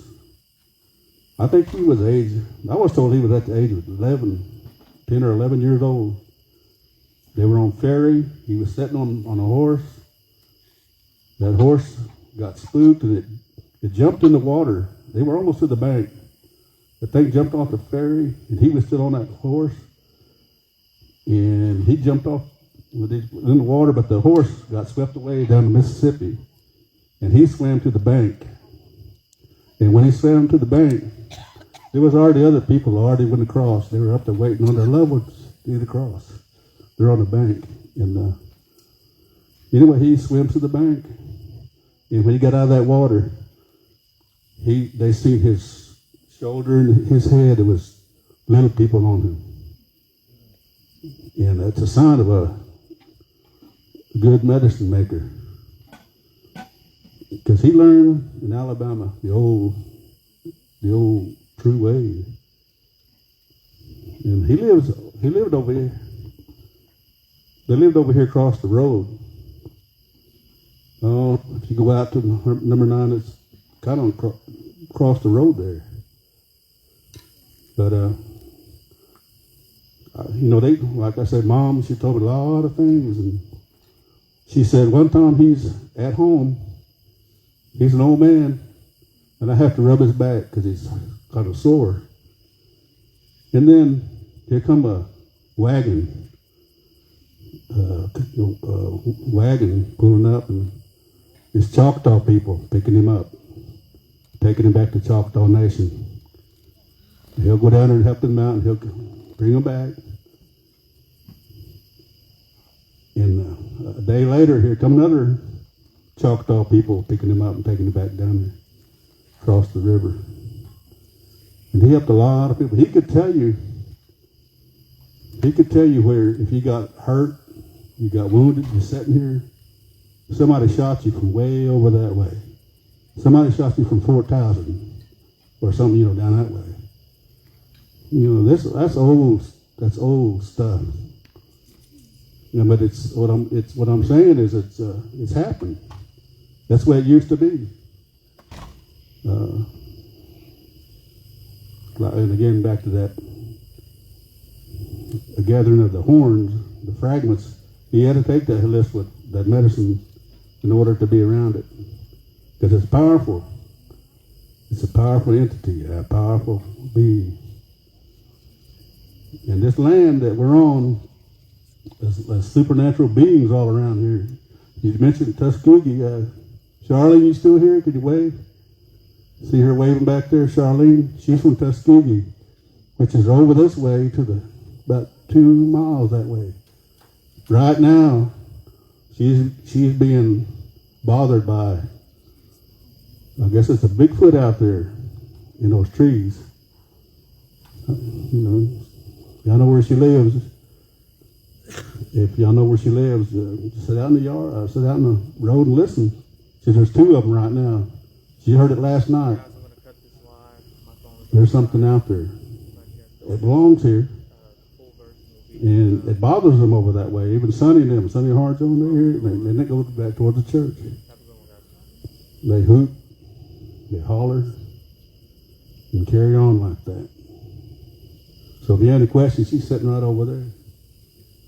But this Canadian Valley is full of it, full of supernatural beings. Stajopko. They said Stajopko. Some people think it's a Bigfoot, but it's not a Bigfoot. Stajopko is that tall man. And his eyes, even Mom said, the eyes open vertically. Humans horizontally, but their eyes open vertically that way. So you encounter these things now. My sister claims she's seen it over this way, across that mountain. And one more story is, my grandpa, they used to live west of the town of Eufaula. He was walking home again, and he encountered he described it as a half horse and a half mule, and a half like a human being. I think it was 2-legged with a mule. He looked like a mule. He had mule ears. And he thinks it came out of that old pond over there by the McIntosh Cemetery, by West Eufaula. There's a pond there that never dries up.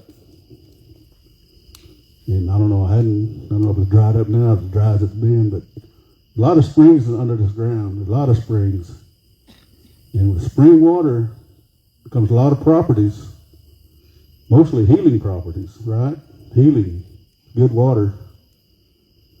And that well water we have over there, Creek Nation, we finally got running water in 1967. And my grandpa told him he said, see that ant hill right there? There's a big old ant hill. He said, drill right on top of that. So you drill on top of that ant hill, you'll hit water, because ants got to go down, get water, go up. That's what ants do. I ain't dancing either, am I? But anytime you see a big ant hill, that's where water is. If you guys need to drill a well. And I looked into this water. They pulled that motor out one time. I got a flashlight. Looked down in there. It's only 80 feet down to water. It looked like a river. It looked like a silver springs, I call it. It's just real clean. But this land is powerful. This is not just, even the lightning. We have lightning beings. I witnessed that when the weather's changing. And there's a lightning strike out in that field. Then it'll be right here, lightning strike here. Then it'll be over here. It just goes by and you hear it go all the way to the lake or the river. Lightning beings part of the weather system. And but right behind where your Choctaws are, right behind you now, there might be something, but I won't tell you tonight. What the heck is that behind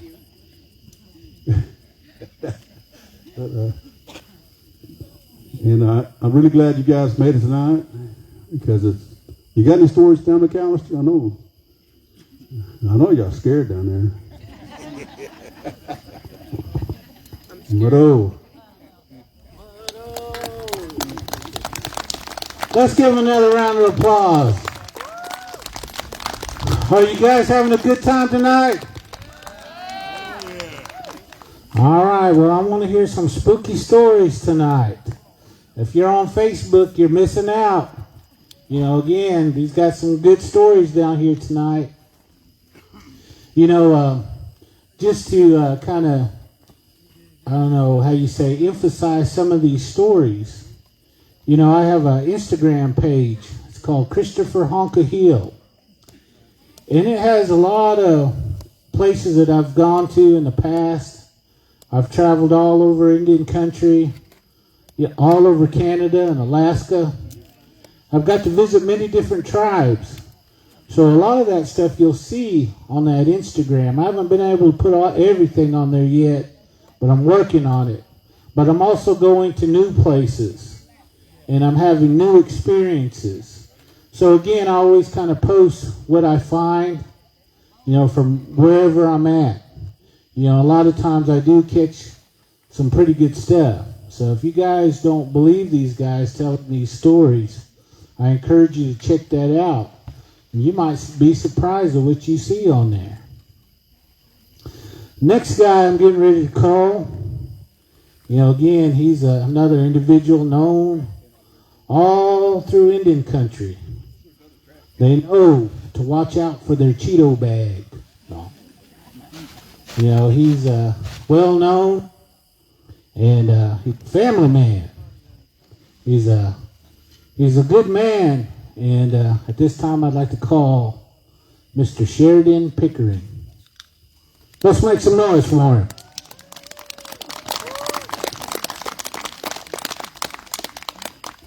And Uncle, if you want to spend some money, I'd like to have one of those dolls. No. Oh God, they're scary. Well, hello. I'm Judy Pickering's oldest, the one that was just telling the story. I was with her at the church, and I do remember that day when that actually happened. And when she said, as far as the creek singing that we could hear, it was very loud, like a whole group of people were present just right outside the door, and then it just faded away. So another story I was going to tell is actually when I was with her at over at the Creek Nation Capitol or complex. This was back in the mid-90s, and where the council mound building is at. Back in the 90s, there was no buildings to the east, and there was no parking lot or anything like that. It was just an open field. And I think they just finished building, I think it was an education building where they used to do scholarships and social services and so forth. And that was the only building that was out there east of that mound building. And it was kind of late at night, and my dad, he was on the council at the time. He was in a council meeting. And so my mom was sitting out in a vehicle. And it was kind of cool, like how it is tonight or how it's been this past week. So she's sitting in the car, has it running, has a heater going, and I hadn't seen him in a while, and I decided to stop by there, and I was visiting with her, and we were just sitting in the car talking, and we were actually the car was facing toward where that education building was at. And as we was talking, I noticed that there was somebody in there walking around. I seen the shadow of a person just kept walking up to the door. And I asked her, I said, did you see that person? She says, no. And I said, well, just keep looking over there. You'll see him. And there was another doorway, and here was a shadow of a figure that came up to that door again. I said, there's that person again. And by the time she looked, they stepped back. And I told her, I said, keep looking. I said, they keep coming up there. So, well, while she's looking at those doors, toward the back of the building, there was a shadow of a person that kind of looked out around the corner from the back of that building. And I said, that person's behind that building now, and they're looking from looking around the side there. And she says, I don't see him. And I said, just keep watching.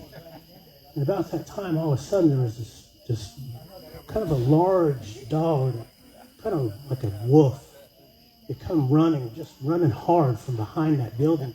And it started running towards us. And like I said, there was nothing out there at the time. So it was just an empty field. And it come running around, and it came straight towards us. And I said, we're just sitting in the car. And maybe about from here to that trash can, there was a little bush about that same size. And that dog just started running hard toward that bush. When it got up to the bush, it disappeared. And I asked her, I said, now did you see that? She said, yeah. Where'd it go? And I said, I don't know. And of course, got out and looked around, and there was nothing. And that was kind of the end for the night. So, I don't know if she recalls that, but she's my witness, so.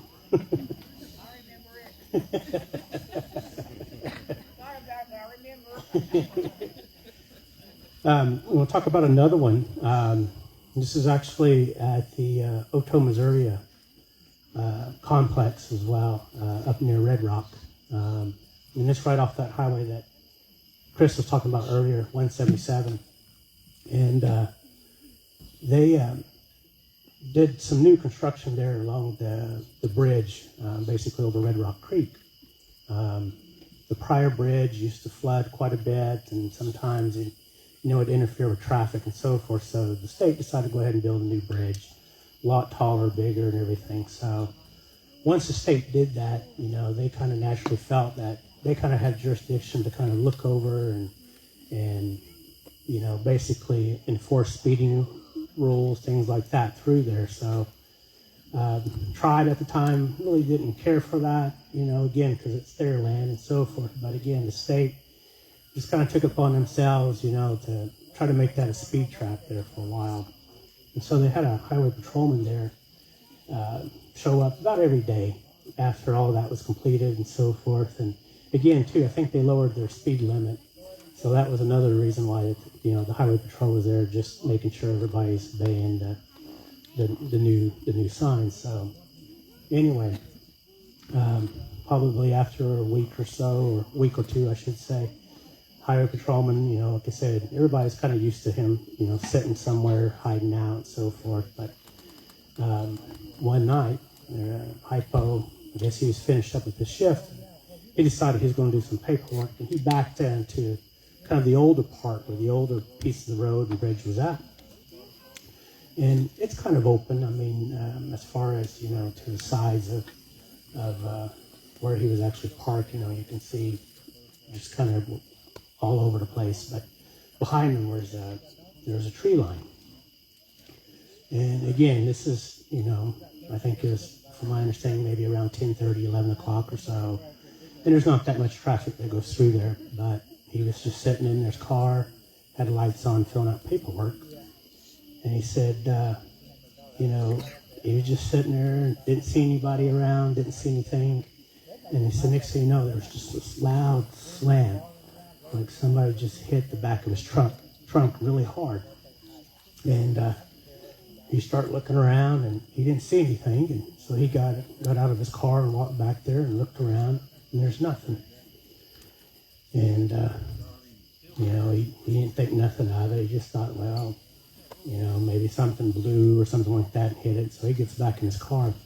Well, he gets back in his car, starts going back to work again, and the next thing you know, there was a louder sound again on the back of the trunk.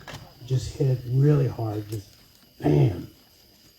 And by then he was getting a little upset, okay, what's going on here?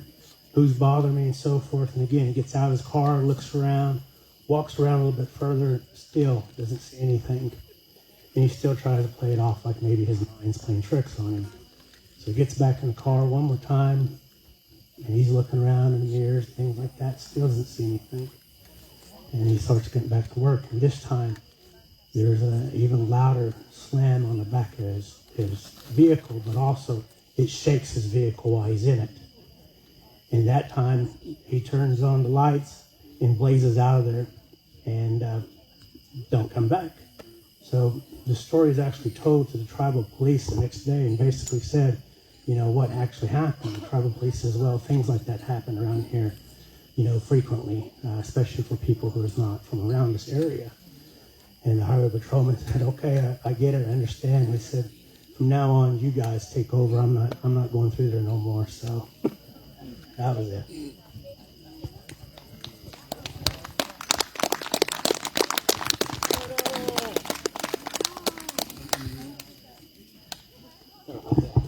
Mado.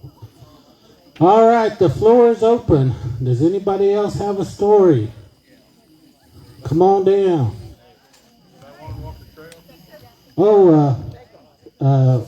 Mr. John Tiger wants to take a group on the trail if you want to go.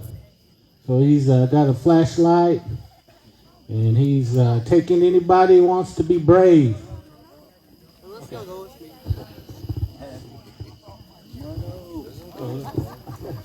I don't care. No man behind. I don't care. No man. If y'all want to, then My name is Wilson Bear, and what I'd like to tell is what happened to well, I went to the bank one day, and this lady at the teller machine wanted to know where I lived, and I told her 9/10 of a mile east of Shakota, on the right-hand side where the rock glass is. And she said, "Oh, really?" She said, "Well, I drove out there one evening. It was getting kind of dark, and I saw an old man and an old woman come out of the door, and they went around the house." And she said, by the time I got under the car porch and getting ready to turn, said they disappeared. And I said, "What was they wearing?" And she said, the old lady was wearing an apron and a green dress, and the man was wearing gray khaki, and a shirt. I said, "Well, that was my mom and dad's spirit protecting our house." She said, "I guess it was, because I really got out of there." And another one, I've had a stroke. I'm kind of remembering. Anyway, I was coming in from going to town one night, and there was two black horses, and one, they both had a blazed face, and I didn't think nothing about it. Anyway, when I saw these horses standing right next to our pasture fence, and whenever I told Mom and Dad about it, they said, "Well, where were they?" I said, "Come on, I'll show you." So we went outside and went south of the house there, and I said, they were standing right here. And I said, I know it's right here. Anyway, we looked around for horse tracks, and we couldn't find any. and Mom and Dad, they went to a medicine man, and he told them who they was, and he said, let me fix the medicine up. And within 4 days, they'll come visit you. Well, sure enough, 4 days later, this man and woman come visited. But I didn't know who it was. Mom and Dad didn't tell me who it was or anything like that. So I just let it go. And I know all of y'all heard of Chito Harjo. Well, his name is Chito Harjo. Mom and Dad used to talk about him quite a bit because he was Dad's uncle, and he was my great uncle. So,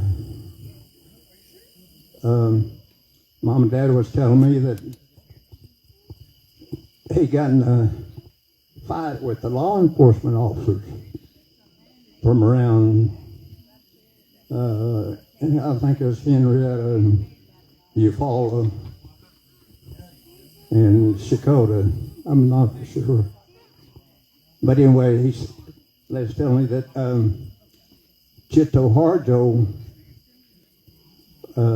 got hit by a ricochet bullet, and it knocked him down. And when he fell down, he laid there a while, and he finally, I guess he came to his senses or something, but he crawled back to his cabin and hid under the floor. I guess it had a crawl space under there. That's what I understand. But anyway, the law enforcement officer set his cabin on fire. And that, after it burned down and kind of smoldered around, Chito waited till he was sure the law enforcement officers had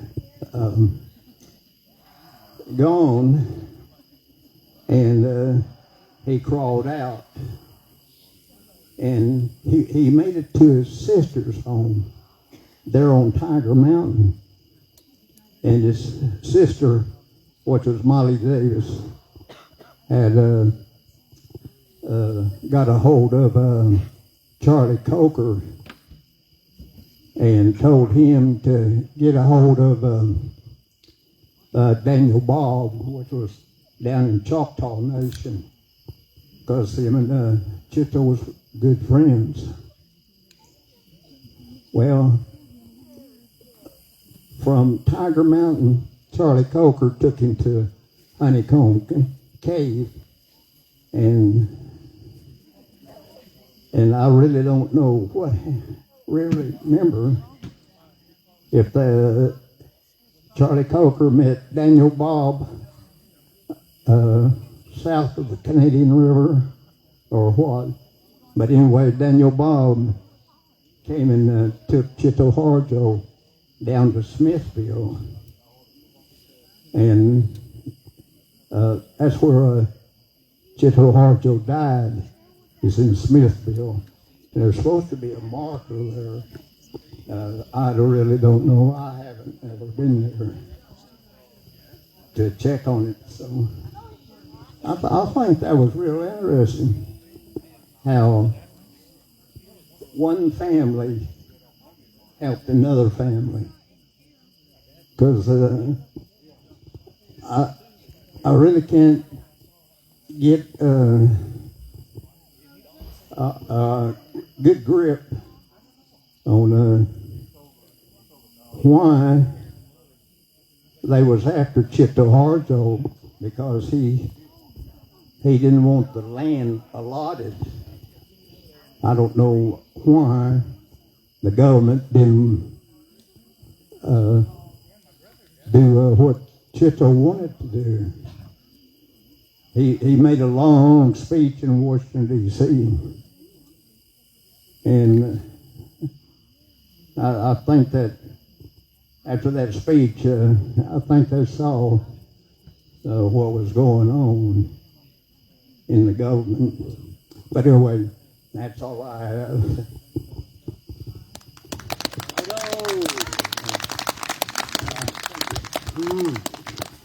Boy, we've had some good stories. Got some more coming down the road. At this time, I have a special treat for you guys. You know, this is, you know, something I've always talked about. You know, every event I try to do, you know, I always encourage people to talk their language. No matter what tribe you belong to, I always ask, you know, at least say a few phrases or say something, you know, to keep that language going, to encourage this youth to carry this language on. You know, I'm proud to announce this next speaker because she's going to be what makes this Muskogee night. You know, she's belongs to the language department. She's always been helpful. You know, she always says a kind word. She's always willing to help you. You know, if you're wanting to learn this language. You know, even myself, as pitiful as I am, she helps me. You know, a lot of people, they don't want to do those things. They'll tell you that's not their job. You know, that, you know, you need other help than what they can give you. But, you know, with her, she has that kind heart. You know, that good heart. And at this time, I'd like for you guys to put your hands together and show some love for Becky Barnett. Let's make some noise.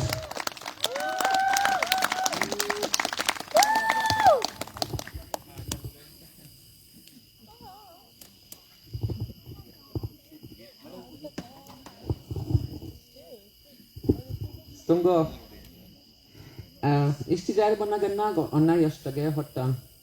Ambo hoto nage ambo ho no what me dewey. I'm going to tell one in language. When somebody asks me to do that, I do it. Nakunaga nak una hoyen chawk taladido. Yeah. Chulagit and in Lagan. But chadrole jagidonga.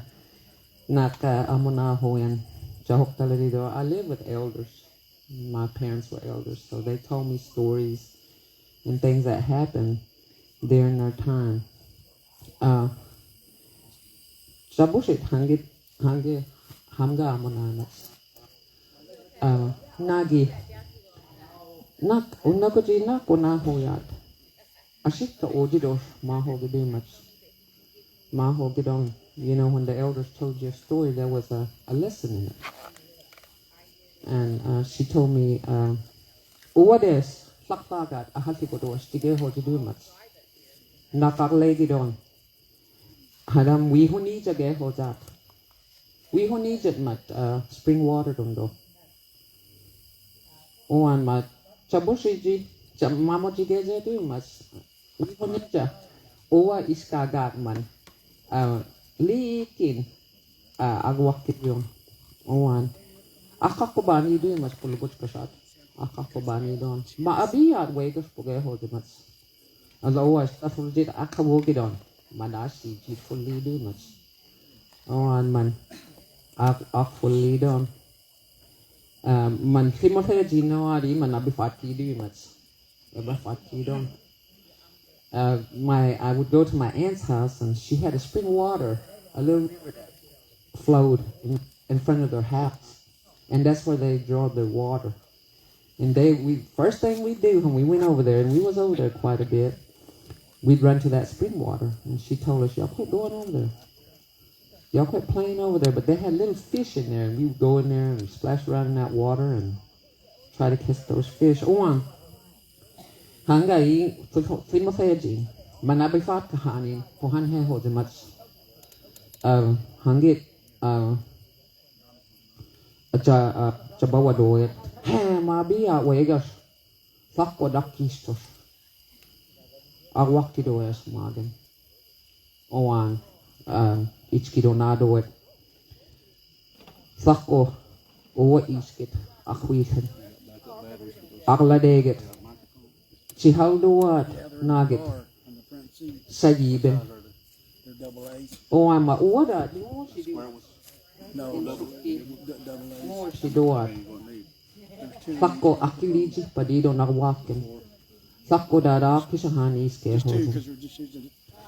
Oh, an manhiji. Ako kobana wegas chiget tu yanks. Manakaka si don mawiho ni that moit. Pujaji oji dudok. Manawilaga we fulak wegas chiget tu gains magit. Pumana ho di don manjimona doga. And hadam onayahane. That spring water, they always say that's where that Thai snake is, or the king of snakes live in those spring waters. Well, the spring where they got their water wasn't but maybe 9 inches deep. And so that day we was over there, that's straight where we were going. And they jumped on us and they said, y'all get back here, it killed a horse in there. So we had to see the horse, and then, well, of course, my uncle's mother was telling my mother, and my grandmother said, that horse went over there to drink the water, and it fell.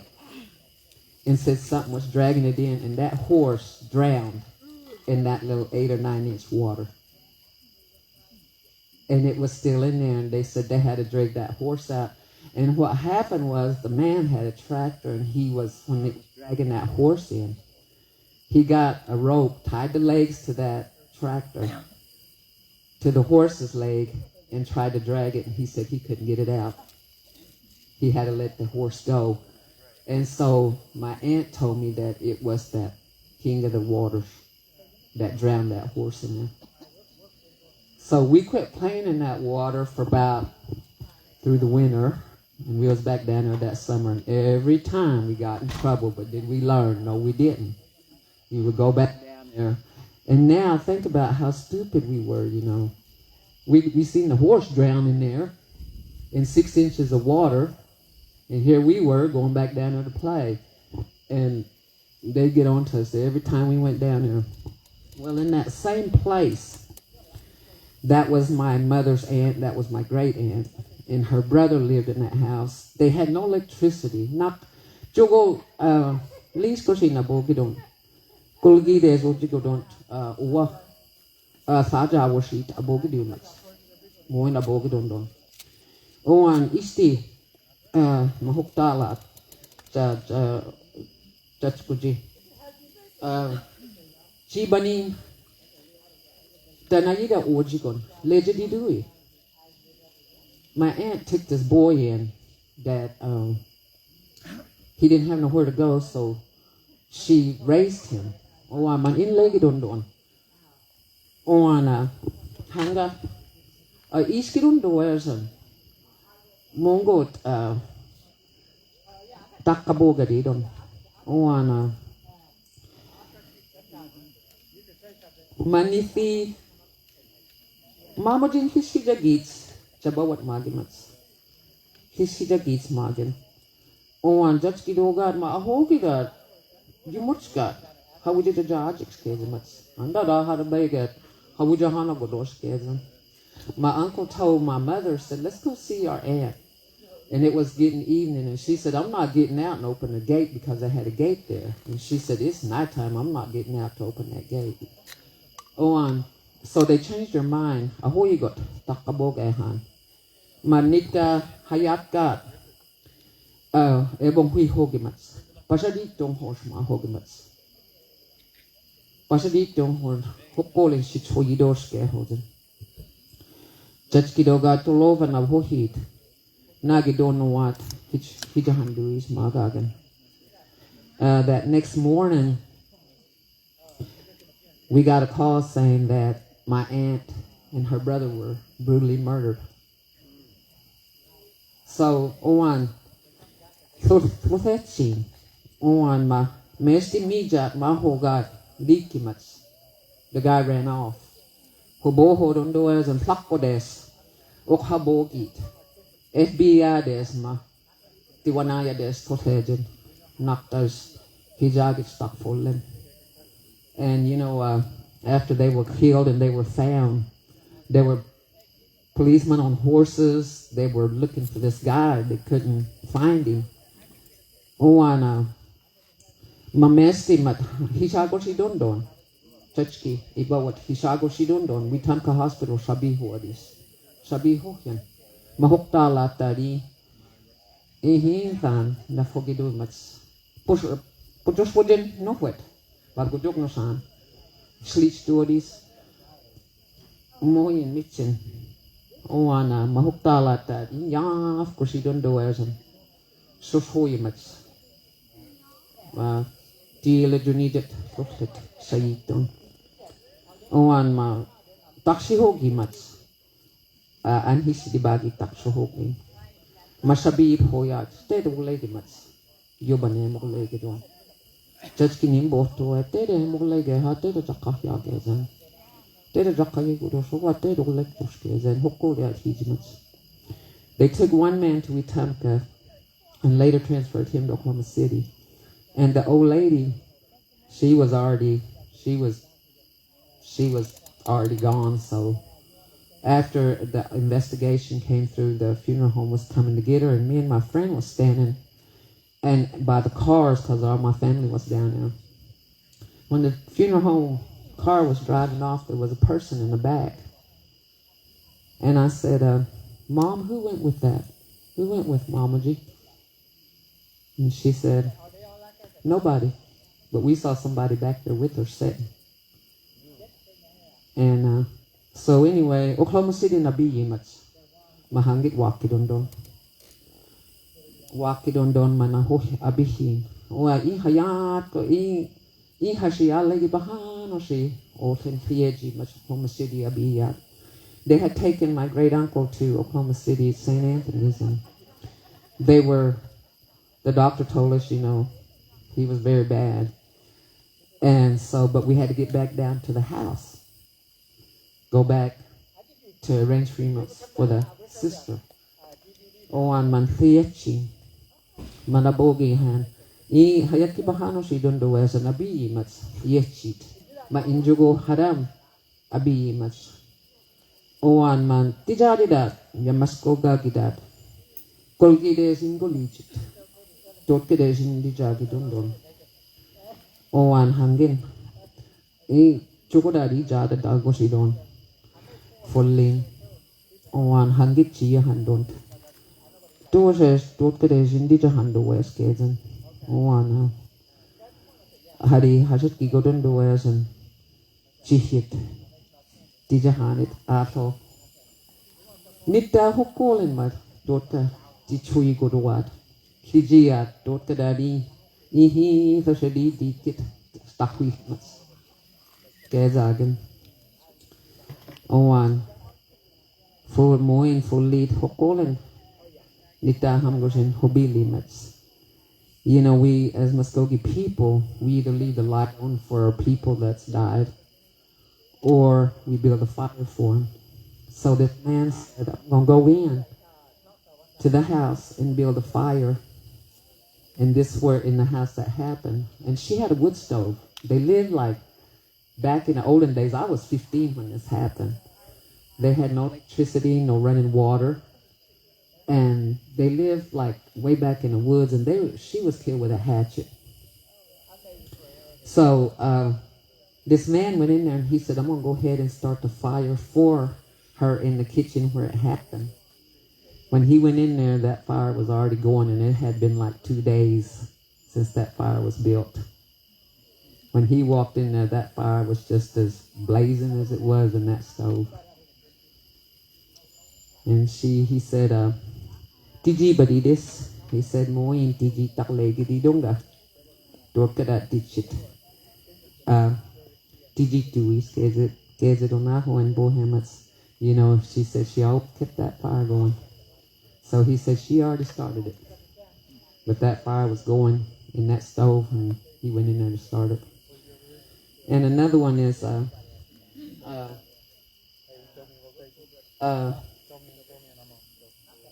hanga ihosha go helza boha wedis ihosha jiduis ma hoge matsuwan judge kidamana do mats hari Chamanito si don, so kabita no legi ben.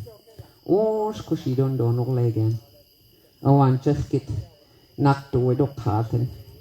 And chachkida mo legen, okagi bin. Nagit bake much gazebats. Nagit bake it up again.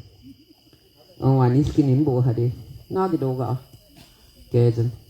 Ihosadoks. Gazemats magida manamats magima.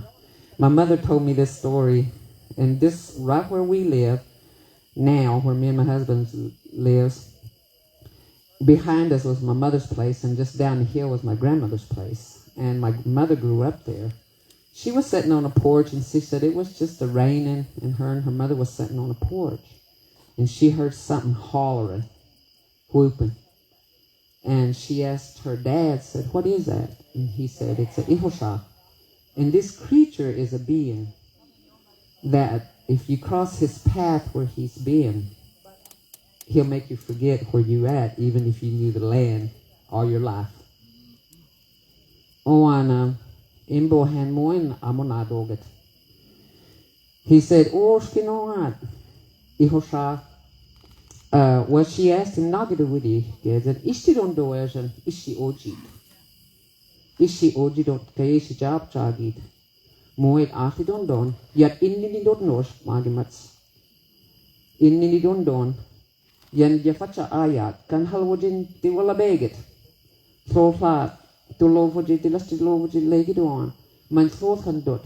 Man danaya digi fiskudondos. Dofan tamefachan ay digi fiskudondoezen. I say hilabi church mahen. Adan dot. Man danada kifiskudondos magimats. Magidamunam. He said that they have a trail. And he said his trail starts somewhere on the east side of Hannah. He didn't know how far, and it crossed a little mountain right where I live now. A little mountain. And it said it went across that mountain, and it landed in a little black town called Vernon. And he said he didn't know where it went after that. And so he continued telling my mother, Judgekin Monadawat, Nagi had Goshen Aslagat, Foswa Aboken, Atahanchis, Gehodis Madimats. Nagi Aleken, Hadheki Aslagat, Maafadi, Diwalapkop Noat.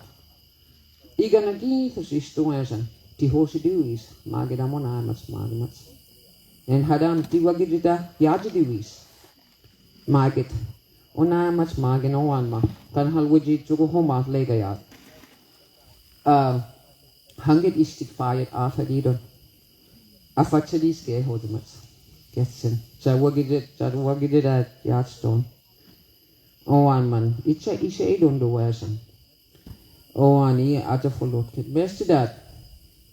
Tibuya hiskumwet afe much malimats. Magadis ge hodimats. Owan. Ajokadat infamiji met. Infamiji hin tangik chidon.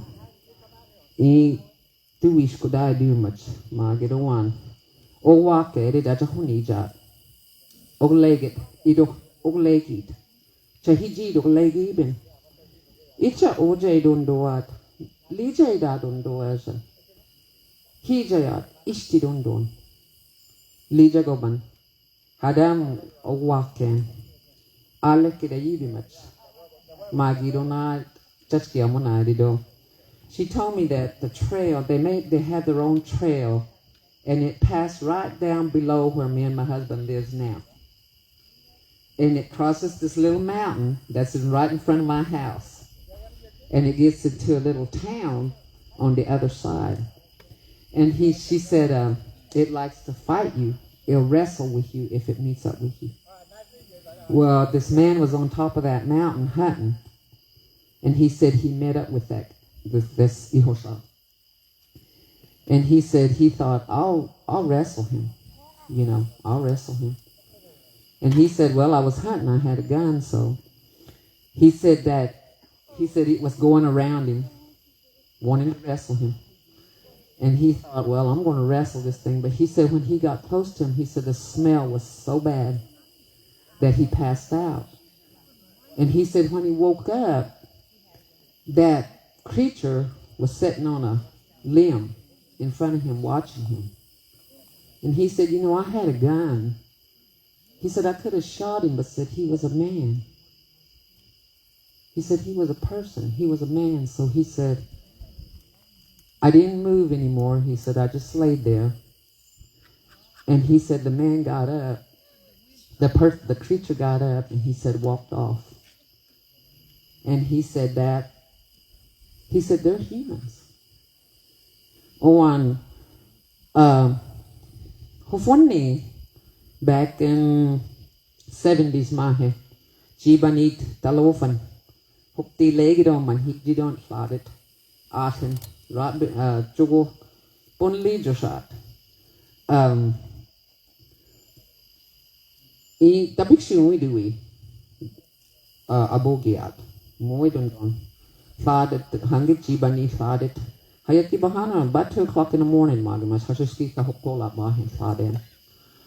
Nugget, Ishi Ojit, Fakidot, Ma, Jadawalaja Ojat, Fubota Hanyo no Quithin.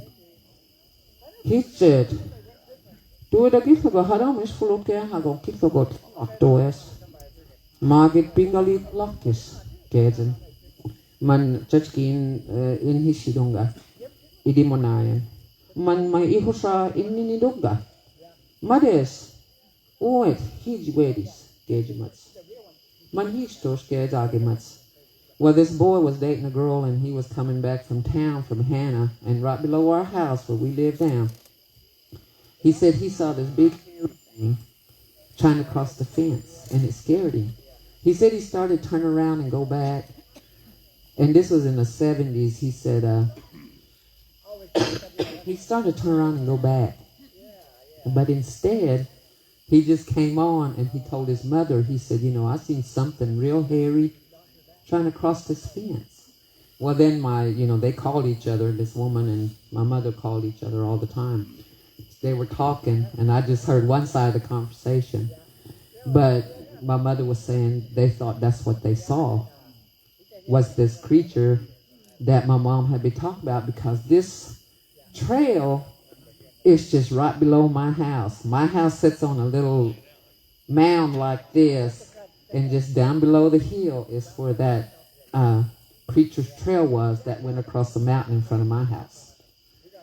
And here, not too long ago, Fulabi,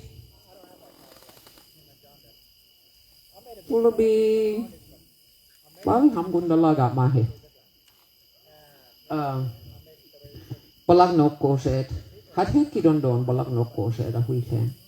Nagit beki mat chapkin behegit.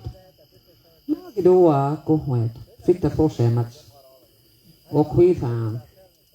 Da magisagon chaya yagoston. Hadam fiji emats. Adam fiji hiet.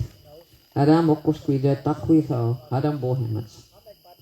Bohem. Oan. Chahi salakton, adukiden salakton. Moin bohto hueskeze.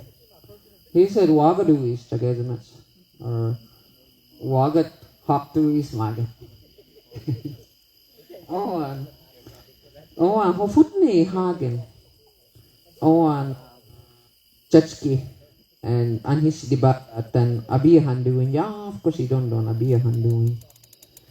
Oan. Nagit chadidot. Chugon fikunayet. Fire said, lapkin fire said. Man isa ahoy abi his kitsen. Oan manyanukagi his naka chiwog no afay sa chinuat mahagaken okagen. Chihiet talaga chachki mahukti dibagat. Nagin bacon buhes. Ajab kuijit bacon. Portuguese magaga. And I said, manjigeto like mamboho dos. Oes hofone jibin ya portuenske then. Oan manap inini yeduidok. Mares after wedis magimats. Oan hofone hagen. Hashi tuchina mahi ofen. Chahi dibagat. Adam hokti lechi duidaman. Yuban Hadi yumot kidondon ok sabagling pekimach. Behege da jarapkin. Behegen. Manoges man bohe duang sketsen. Avalot ka sung barit. Anda was okwit to I hagama. Nagi ungon bonayet. I here a few years, about 11 years ago, 12 years ago, I was washing dishes and I heard this long hoot. This was like 9 o'clock in the morning. It was out in the woods, and I heard it, and I went outside to look. I didn't hear nothing. It was just quiet as can be. So I came back in, started again. I heard it again. So, and that evening when my husband come back from work, I told him, I said, I heard that hoot, and I said, it was real long, and I heard it twice. He said that was a bull or a cow. He said, it's not what you think it is. And I said, I think it was. Well, it went about 3 months maybe.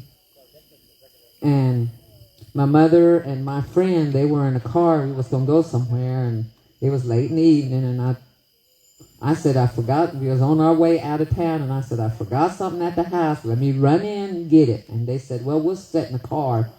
Just run in and get it. And I said, we'll go. And they said, well, we'll just sit here and wait on you. Well, I ran in the house, and when I come back out, those two that was sitting in the car said, we heard something. And I told my mother, I said, that's what I've been hearing. I was telling I said, my husband Mitchell, I said, that's what I heard. I said, it's that thing out there, and it was whooping real loud and long. It looked like it lasted like 2 minutes. And I said, that's what I've been hearing. And she said, that's that. She didn't say what it was. She said something was out there. So we drove off anyway. And one night, we were standing outside. Me and my youngest daughter and my husband were standing outside in the dark, and we heard it.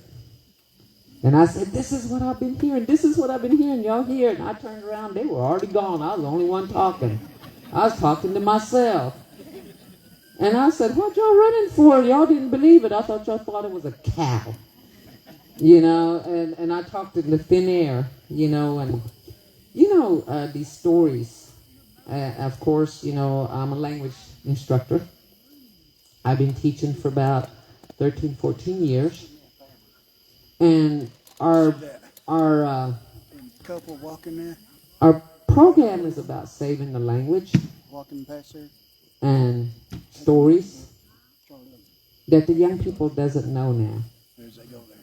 I grew up being told stories about shapeshifters, about anything and everything that the Muskogee people tell about.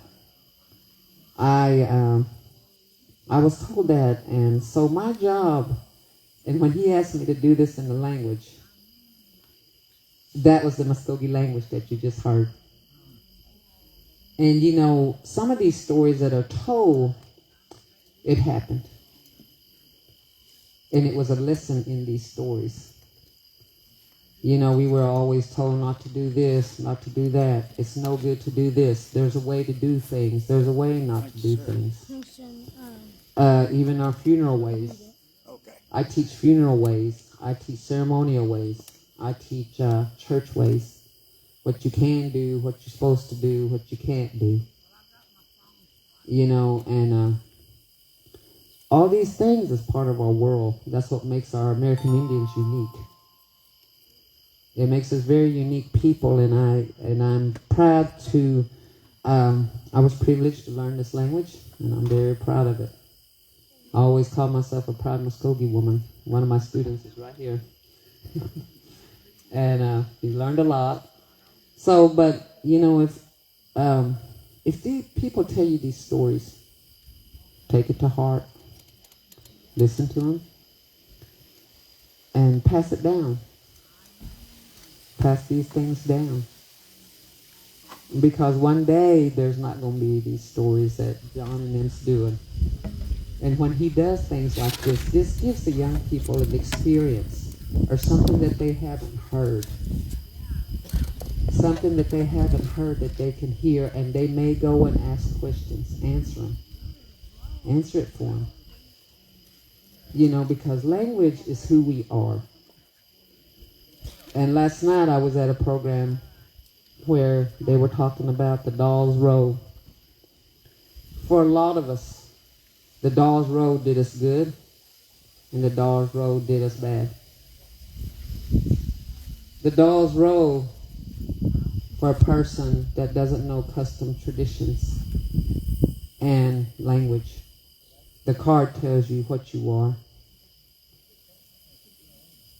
But for me, the Doll's Road didn't do me any good. Because when I tell you I'm Muskogee, I have the language, I have the culture, I have the tradition, and I have the teachings of the Muskogee people. I don't need that card, because I can identify myself. So teach your kids these stories. Teach your kids these traditions and cultures that comes along with being an American Indian.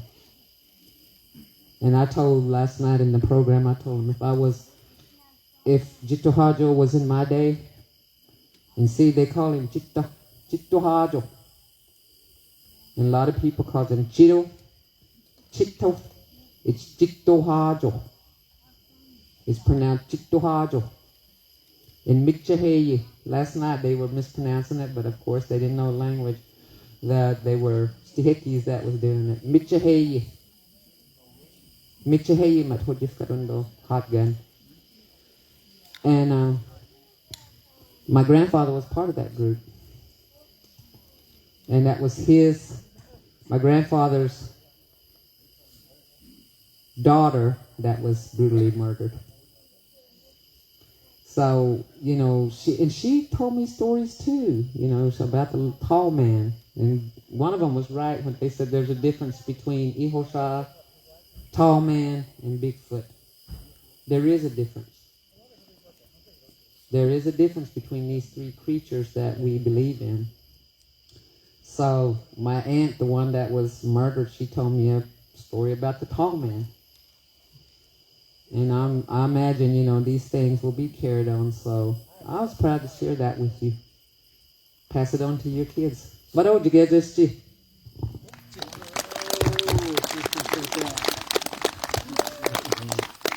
Let's give her another round of applause. That was amazing. You know, not too many people can do that. You know, not too many tribes can do that. So, you know, take pride in seeing that tonight. You know, again, you know, not to down anybody or any other tribe, you know, but, you know, that's what makes Muskogee Muskogee, that right there, that strong language. You know, again, that's what makes me proud to be Muskogee. At this time, I'm going to call upon this individual. This whole left side says he's got the scariest story. So I'm ready to hear this guy. He's supposed to have this story that just makes me stutter like that. No. Yeah. So you guys put your hands together for Cody. Come on down.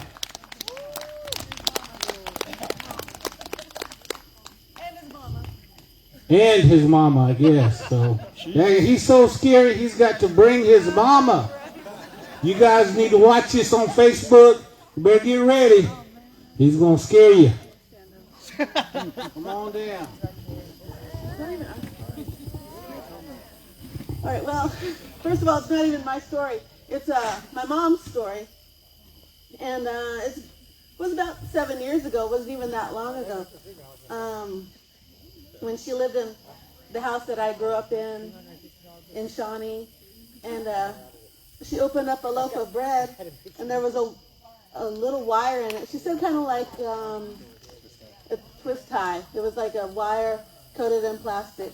And, you know, sometimes you find things in food and you think, oh, that's strange. It must have happened at the factory or something. That's weird. But then sometime later, she cut into some chicken fried steak or some meat.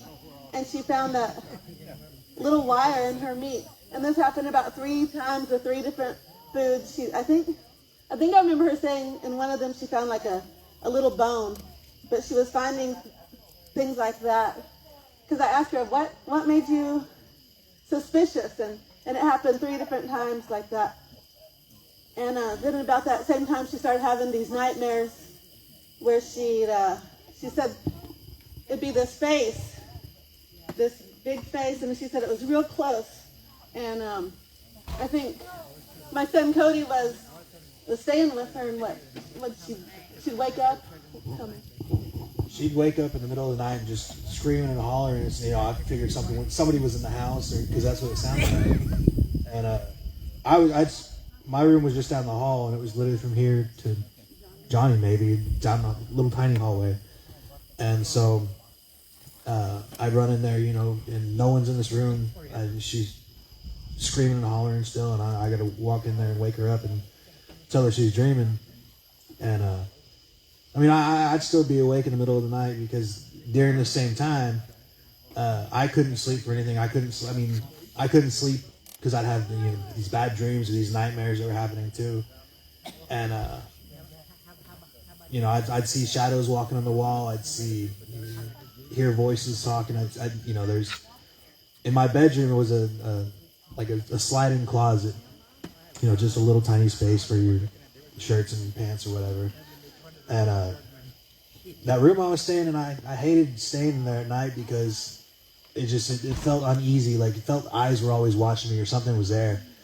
And for the longest, I never told anybody. For the longest time, that's what it was. Or, that's what I felt, and that's what that's why I wasn't sleeping. And when I would fall asleep, I'd sleep with the light on, just in case that darkness comes in. And so. So it's 2 different points of view, because I interviewed my mom this afternoon. I said, I want to hear it from your point of view. So he's telling me kind of what he experienced when he lived there, and then I got permission from my mom to tell this story. So she said she talked to her niece, and they were about the same age, and she's married to a Kiowa man.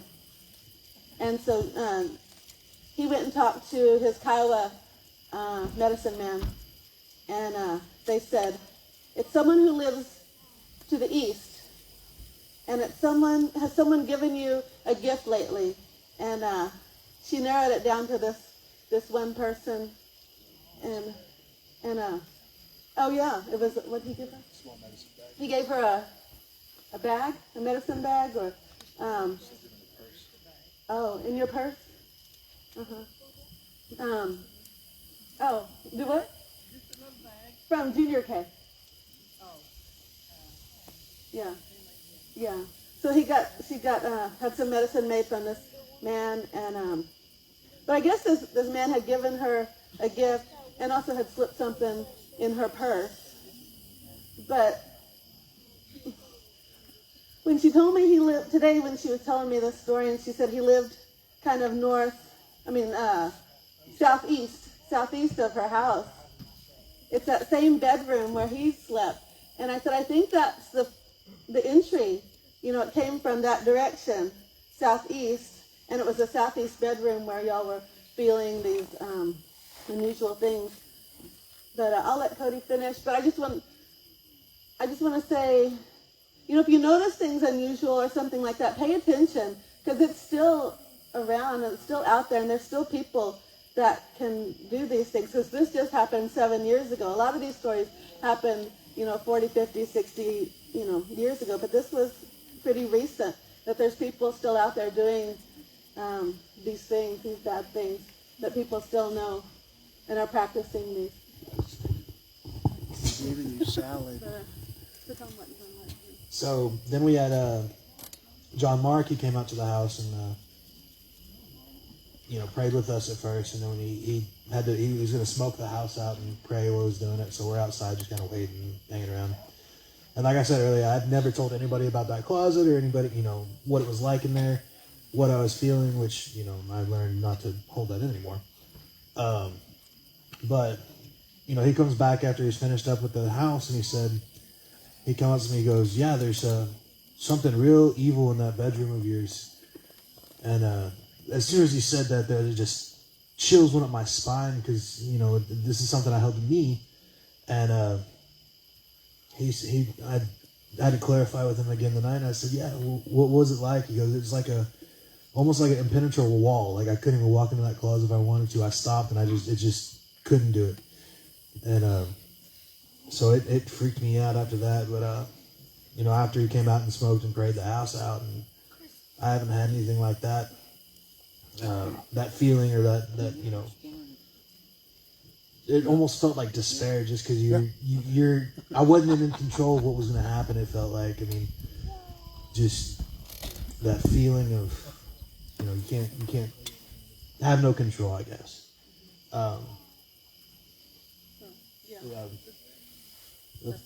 That's about it. That's the scariest story I've got for you. But they took those things that they found and they put them. And I said, well, what did you do with them? And she said, you put them in running water, like a stream or a creek or something. And I guess that's how you dispose of things like that. But that's our story.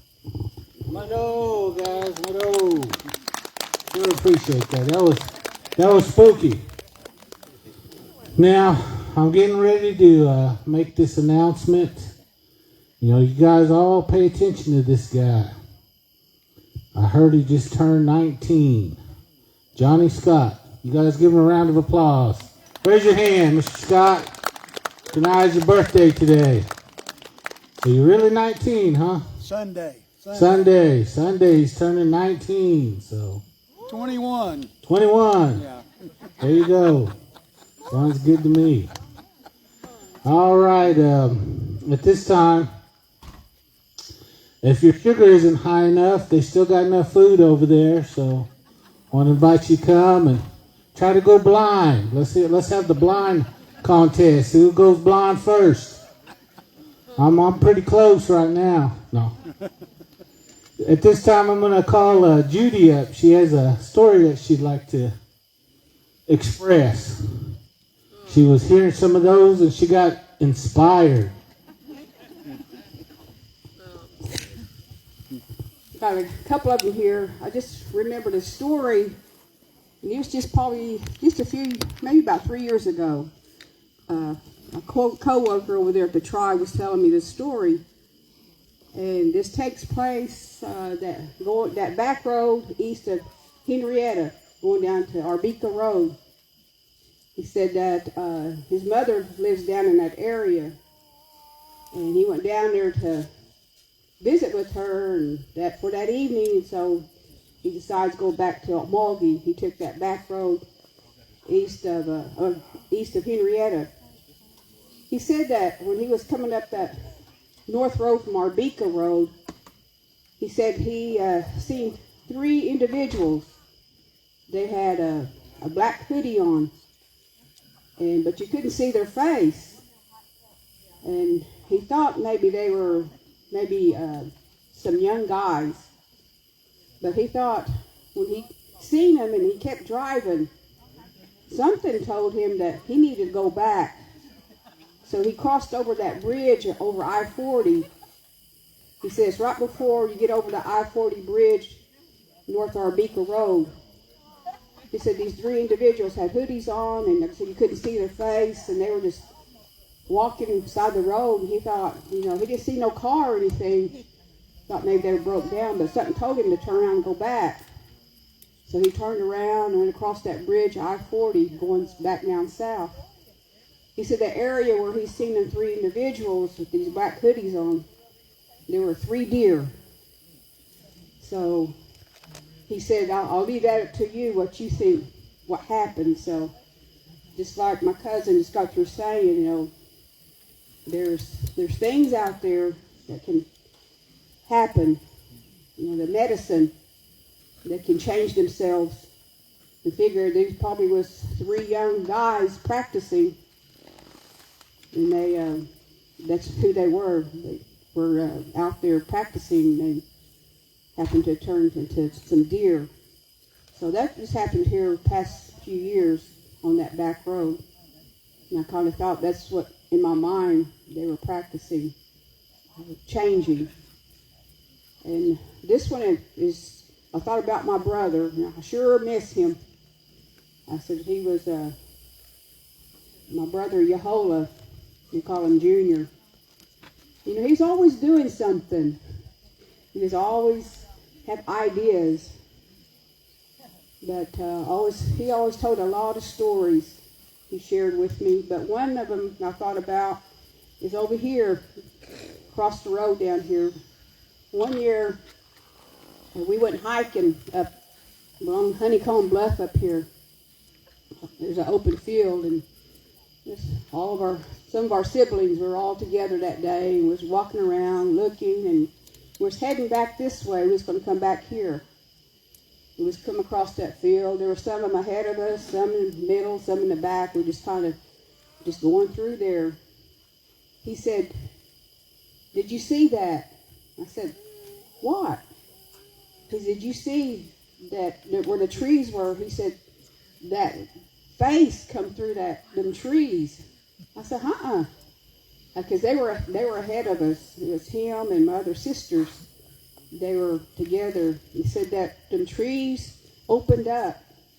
He said a head popped out and was looking around, a big head, big face down here.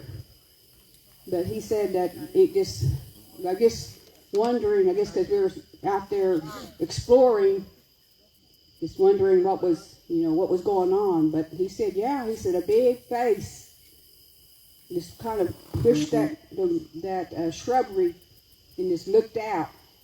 And I said, I didn't see it at all. I said, I'm glad I didn't. But he said, he said that happened that day. It's just down here, just across the road. But like he said, he had always had a lot of stories to share. And he was always interested in what others had witnessed. And he has written a booklet, a couple of booklets he's written about stories that people have shared. And I'm glad that he did that, because, he wants the stories to continue on, and that's the reason why he had that done. And these stories are just from different areas, not just for Eufaula, but other areas. But that's one thing that he wanted to do. We didn't expect him to leave us so soon, but he left behind a lot of information, knowledge that he had, stories. But like I said, I miss him this evening. Him and I was always going up and down the highway. He was always wanting to do things. He wouldn't ask me. I was already involved without even asking me. That's how he was, He had a good heart, and he had compassion for his people. But I just want to say that I just thought about him in that story, and I know he's with us tonight. He's with us tonight, and he's probably smiling upon us, saying that we're still together. But I just want to say that, that's one of his stories that he shared when we went hiking. There's always something going on, when you're together out in these woods, somebody will see something. So that's what he brought to my attention. He always said, "You didn't see that?" I said, "No." But, him and my sister did. They were ahead of us. But maybe there was a reason for him to see that, rather than the others behind. But that's something that he wants us to continue on. But he, like I said, he was always doing things. He was very active. Even he's 70.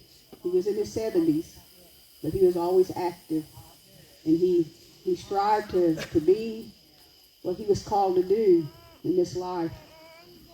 And that's something that he wants all of us to keep striving, keep going forward. He said, because we can't give up. We come too far. Our ancestors struggled harder than we did, but we're the product of what they went through. And we're still here. So I just want to say Mado to all y'all for coming and sharing your stories and just listening. And, just want to thank my brother for offering his home to us. This is a place of many memories for many of us in the family. I feel like it was a stronghold for us in our family. We was taught many things and shown many things, and that, it continues to live through each of our lives, even today. So just keep going forward and be strong, the faith, and just do what you can for one another. The love has always been there, and just keep that going for our people. I was thinking about a while ago, I said, there's a important vote coming up very soon. And I encourage all of you to get out and vote for a new governor.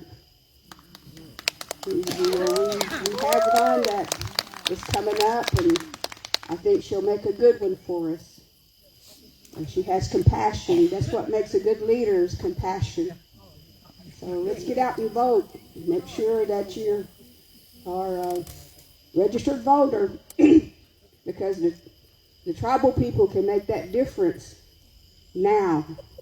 I said that we can't stop. We got to go forward. So I just want to leave that with you tonight, to be sure to get out there and vote. Widow. Those good words, great story. And I know tonight, are you guys having a good time? All right. Again, I know family here is, got a lot of things on their minds tonight, and one thing, keeps being brought up is Mr. Eufaula. Again, like his sister said, that, he was a good guy. He was always thankful and thoughtful, and he always had stories. He always was good about, telling stories, and he knew people that knew stories. And every time I would see him or hear from him, he would want a story. So I'm glad that, the family is continuing this on. And I'd like everybody to give them a round of applause for keeping this going.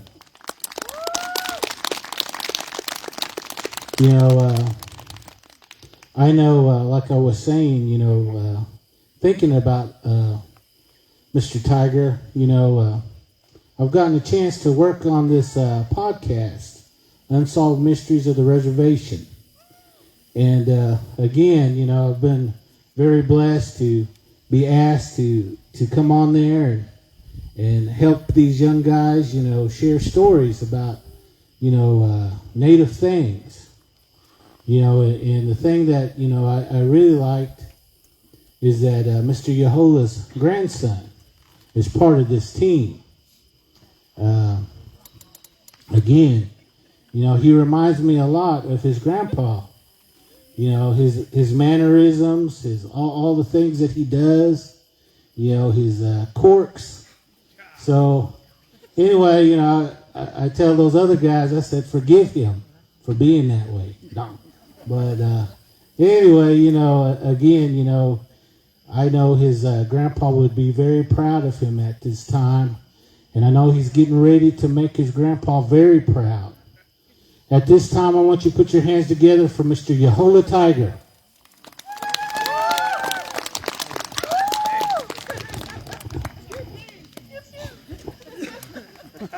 Right in front of the camera, huh? I appreciate that. Woo! Dang, what an intro. Wasn't expecting that, Chris. I appreciate you. Yeah, we do a podcast, Unsolved Mysteries of the Reservation, and Chris has been real helpful to myself, Russell, and Tyler. We want to know things, and Chris has been all over the place, and that's one thing that I can't. I'm very grateful for. Jeez, that intro, man. I'm gonna have to calm down because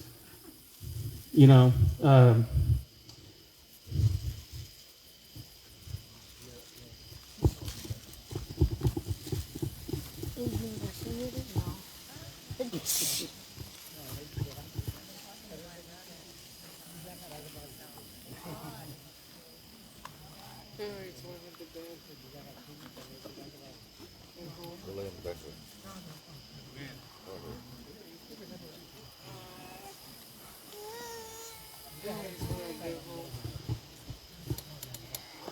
there any more hot chocolate over there? Dang, I'm butchering it up for y'all. No, I do this show because of my grandpa. Huh? You got me one too? With marshmallows? No.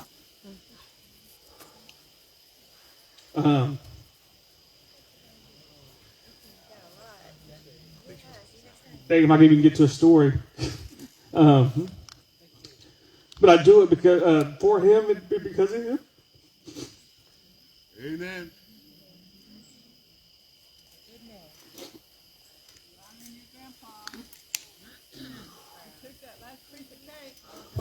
Thank you. Yeah, he did. So his favorite cake was German chocolate cake, and dang, when Judy was up here talking about him, dang, it blew the whole thing off, and it's like, dang, he took the last German chocolate cake.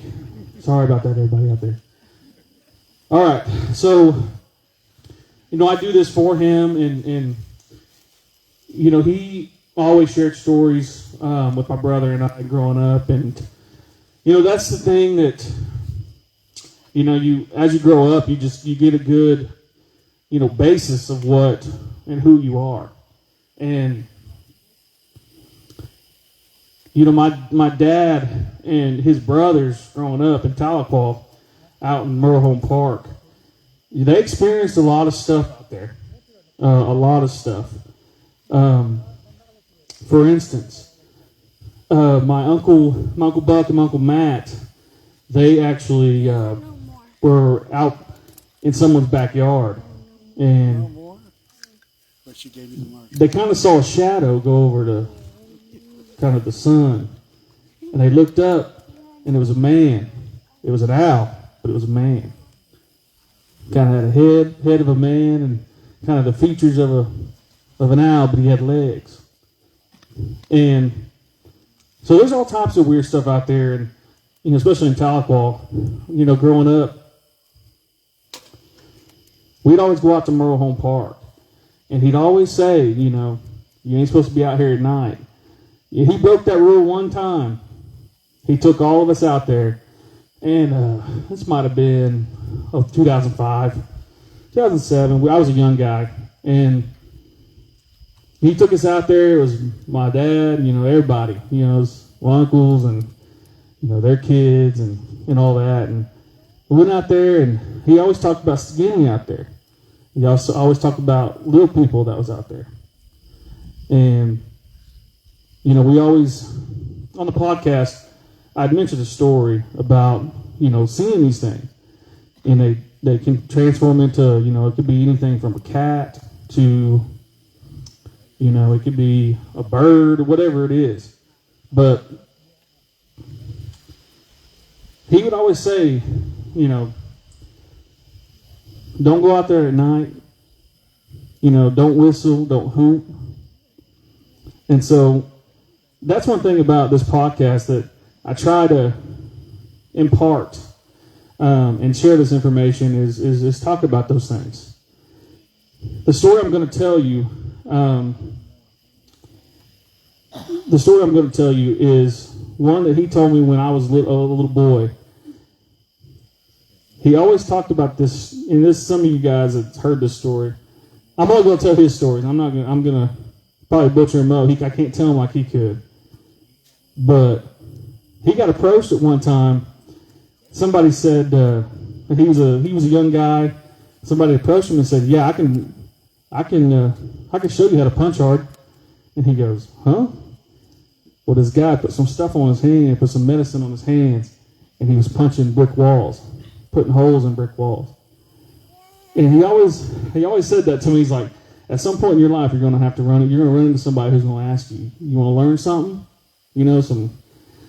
And I've had that happen, especially with this podcast. I've had people, come up and ask about things, and, "Well, do you want to learn this? Do you want to learn that?"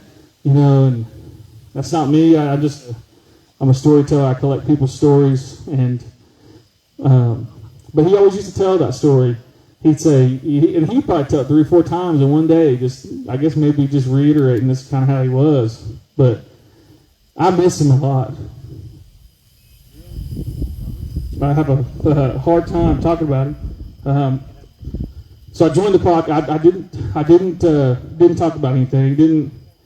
He passed in December, and I didn't really, kind of stepped away from a lot of stuff, and especially talking about these things. And I got asked to be on the podcast after I went to Tiger Gallery and told his most famous story.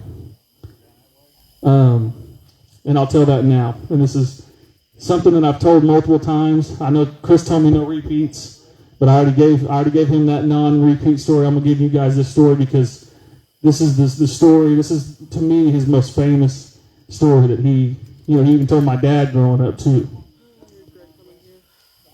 So there was this boy. He was always messing around. And he'd always sneak out at night, and he'd just be up to no good. And I think the reason why he told us this story, because I think me and my brother are kind of heathens a little bit. So I think he had to, let us know. But this boy, he snuck down to Murray Home Park in Tahlequah. And he looked down, and there's this fire. And he looked, and he said, I'm going to go down there and see what's going on. He goes down there, there's a guy with a kind of a trench coat type outfit. And they're talking. The guy's like, yeah, come on, hang out. They're talking, telling stories, and the fire starts getting real low. And the guy looks over and says, hey, let me go get some more wood. And he goes to stand up. And when he goes to stand up, the little boy goes, man, he's kind of tall.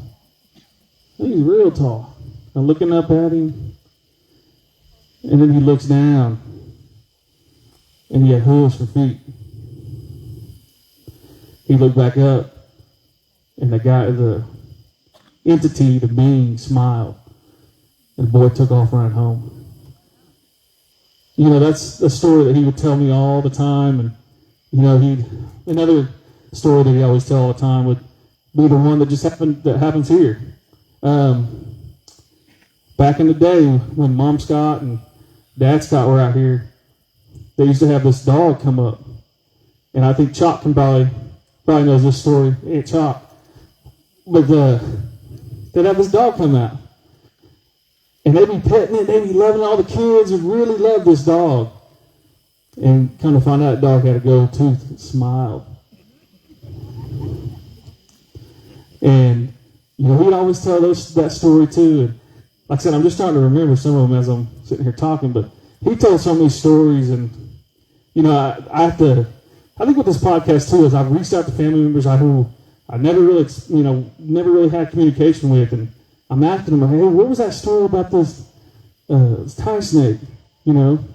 Like, I got a story the other day from one of my cousins basically telling me about how you can tell when you're around a tie snake or a snake is they move. So I've had friends who asked me back years ago, they'd say, well, how can you tell that you're around these things? Because I tell stories from time to time. And I said, have you ever heard when you're out in the middle of that Eufaula Lake, it's a nice, beautiful day, and all of a sudden you hear,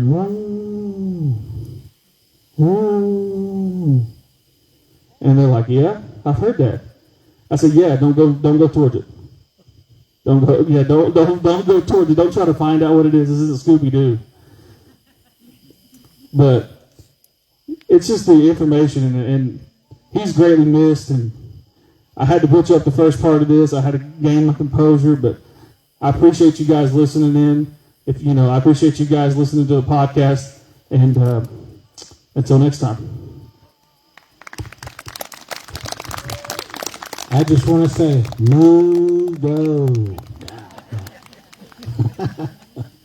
Again, I just wanted to make a quick announcement. We got 2 famous things here you can take a picture of. We got Bigfoot over there. If you haven't had a chance to take pictures, I was told his eyes glow in the dark. And we got Sheridan Pickering over here. So either one you guys want to take a picture with, I'm sure it'll be all right. But anyway, right now I have Mr. Chris Powell. He wants to tell another story. He says his kids are just bugging him right now to tell this story. So this time, y'all put your hands together for Mr. Chris Powell.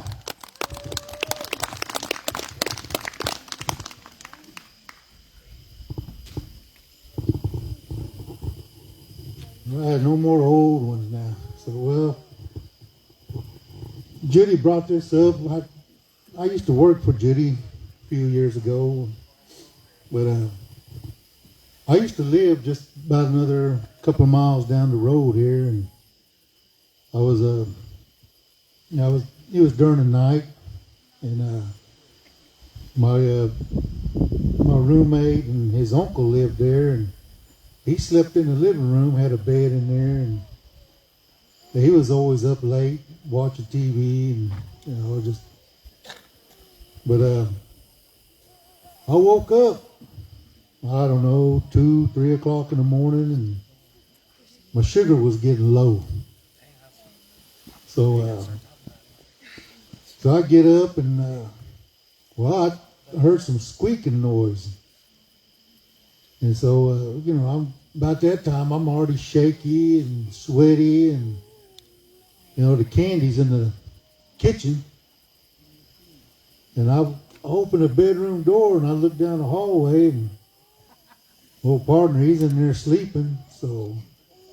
But I hear this squeaking noise. So I go walking up the hallway, and, it's dark, and so I had my hand on the wall. So I go into this little entranceway, and it goes to the back door, but also goes into the kitchen. And so when I get that close, I hear that squeaking noise real loud and real clear. That outside light shining through the kitchen window, and kind of brighten the kitchen up there. And, when I hit that doorway, it was a woman standing on that table, real table dancing. But anyway, that long hair, just stringy looking. And when I come in that doorway, she quits. And when she quits, I looked at her and I thought, my sugar that low? Because I'm shaky, and when I'm shaky like that, it's 40, 50, so I'm looking at her, and she jumps off that table, and when she jumps off that table, she goes like that. So, I thought, dang, she's standing right there by my candy. And I said, Lord, one of us is going down. I don't know which one it's going to be, but Lord, I hope you're on my side, and, we'll make her go down. So, she squatted down like that, and I go running toward her. And I guess she wanted me to chase her. She took off, and I ran to that candy. I opened that candy, and I started really eating it, and I don't know, I think I ate about 2 or 3. Then she runs out that front door. So I go on out there, and when I go out there, I hit my buddy, and I said, hey, get up. So he jumps up, and he said, what's wrong? And I told him what happened. He said, when was this? I said, just now.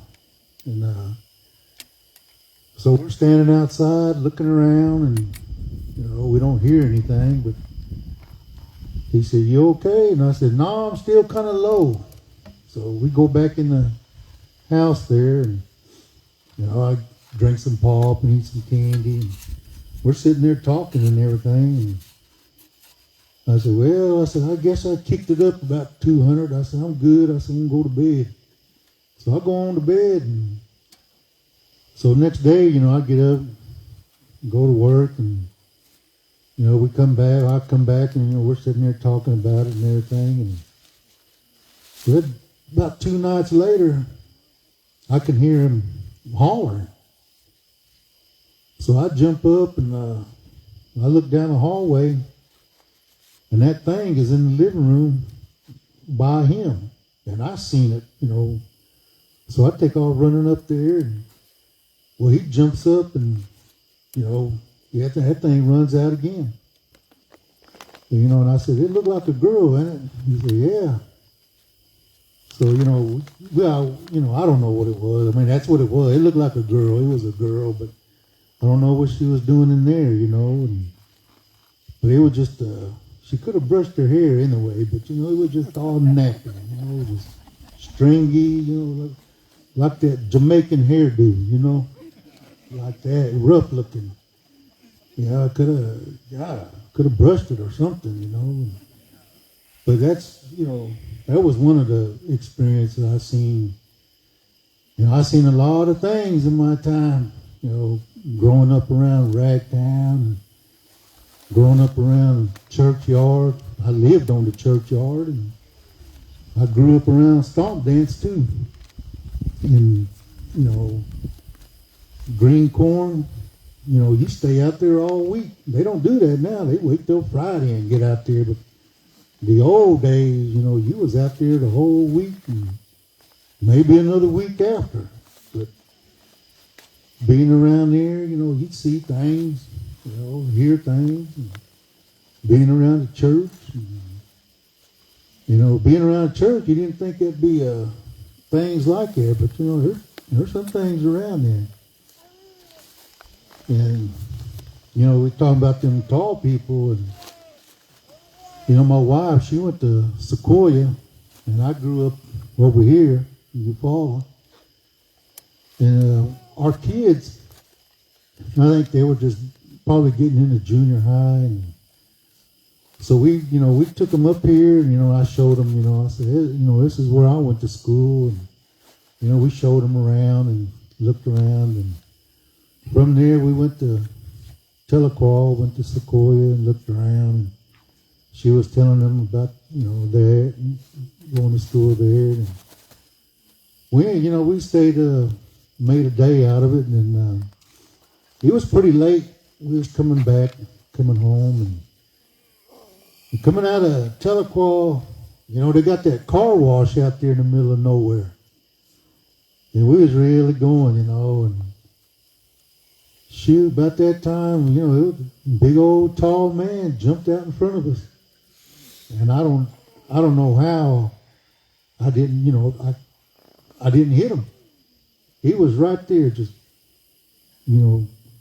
hit the ground, and the next leap, he was on the other side of that pavement. And, we looked at each other, and we just kept on going. But, that guy was a big old tall guy, and, I don't know how I missed him, but he was right there in front of the car. And, I missed him. But, we just looked at each other, and I said, dang, what are we doing up here anyway? Ain't no good place up here in Telequal. Go home. Drug me up there. So we don't go up there anymore at nighttime. We stay in a motel. Just wait till the next day and come back. But I used to work at the complex too after I left the clinic, and I was a night janitor in the Attorney General's office. And I was really going, and it was about 7 o'clock, and it was lunchtime. 7 o'clock is lunchtime, and so I seen an old Indian woman walking by, and I looked at her, and I said, "Dang, what's she doing here?" Well, all that time, it wasn't even real. The next day, these ladies, they said, "Did you see that lady?" I said, "Yeah." And then they said, "She say anything to you?" And I said, "No." I said, "But if she does, I said, she didn't say nothing. She just walked on by. And they said, you didn't get scared? I said, no. I said, I didn't know what she, I said, I thought she was a attorney, And they said, no, she, she was a ghost just walking around in that office. They see it during the daytime. And one of the men that worked there, he said, you see her? And I said, yeah. And he said, man, I seen her. He said, and I ran home. He said, well, he said, I just went running to the car, jumped in and went home.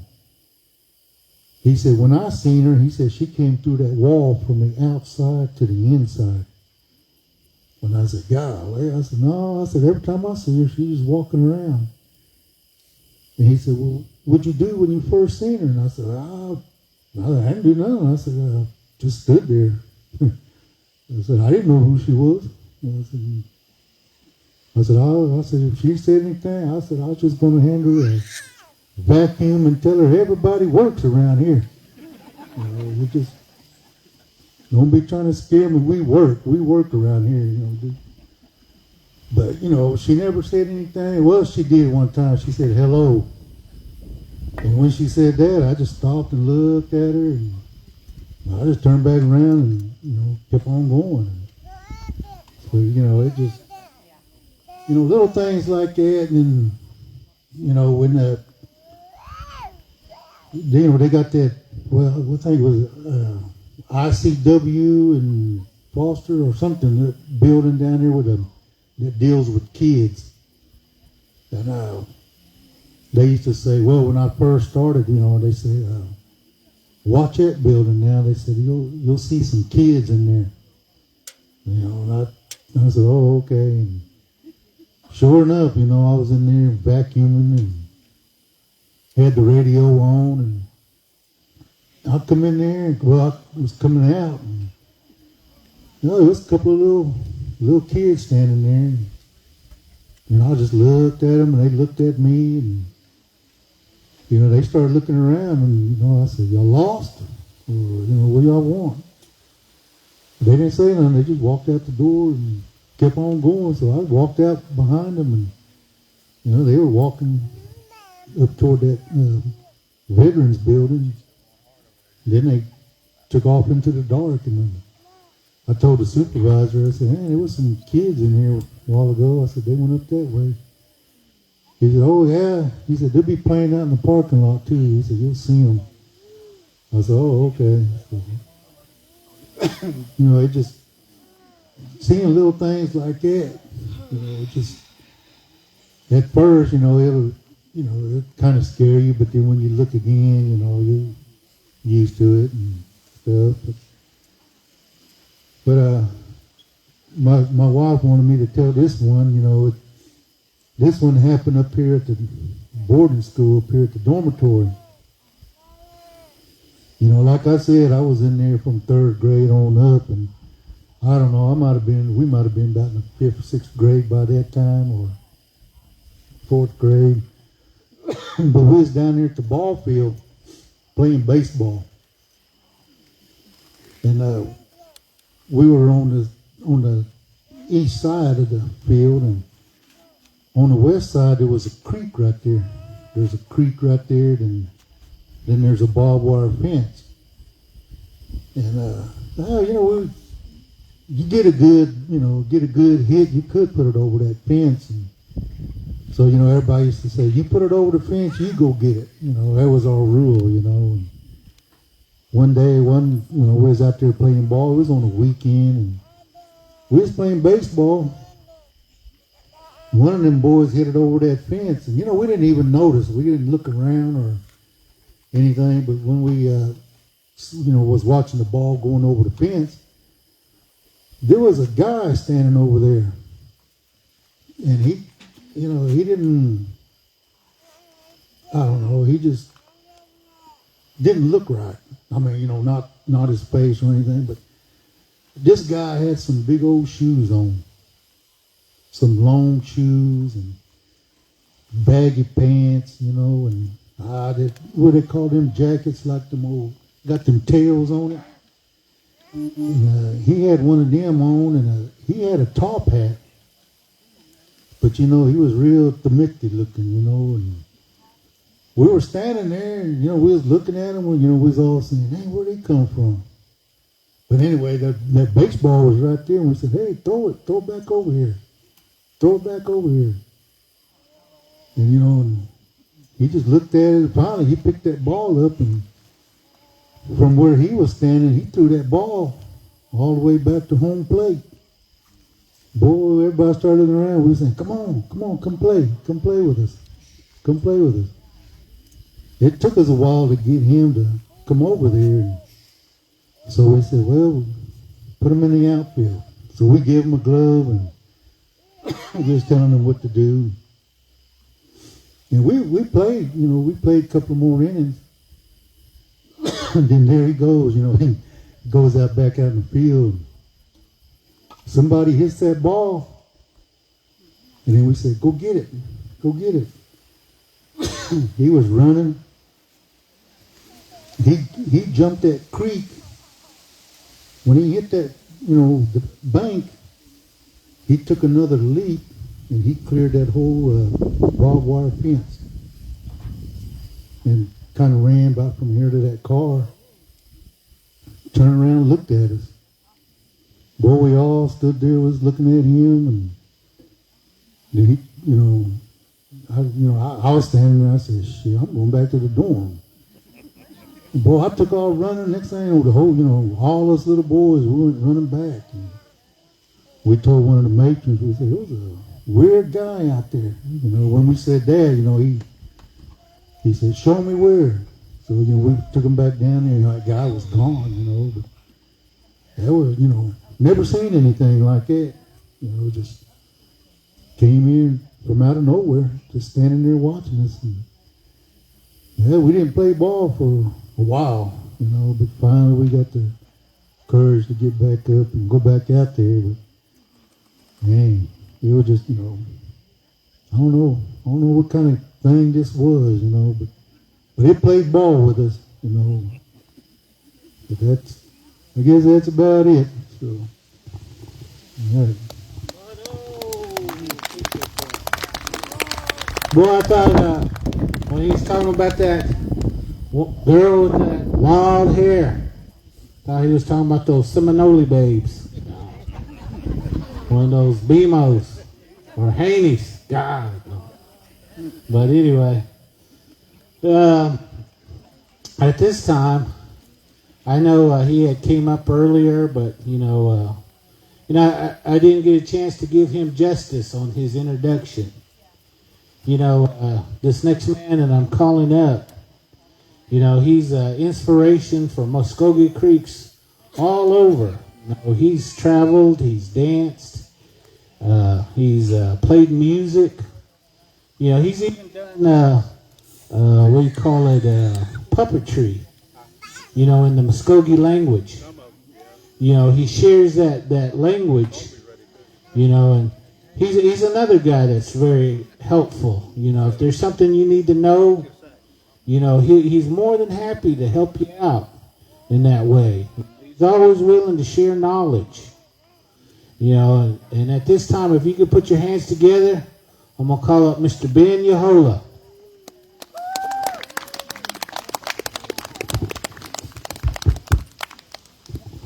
Mado, together gasto mongapsat.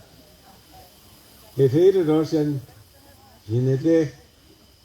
thank you for everything for this evening. I wanted to tell you something about the fasting that we were instructed as a little kid. Of course, Mom was the one that always told me about what is expected of us when we get older, like around 13 or on up like that. And he told me about one of our relatives and all the old people when he said he's ready to go fast. And so everybody kind of pitched in and told him what he had to do and be aware of. But it's like a night like this, there's no moonlight. Like the new moon. So it's totally dark when you get out there in the forest. So that's where he was supposed to go. They told him that Punata is out there. Punata's Polidois. When Nagit Hangidas, Ejimaneji died doing this. He says there's wild animals out there, and one they come and be your helper. And Moy Yumunahoan, Yumasihoan, was Migosapka, high legged skinoa, and Eska Zayaji, a boka high market.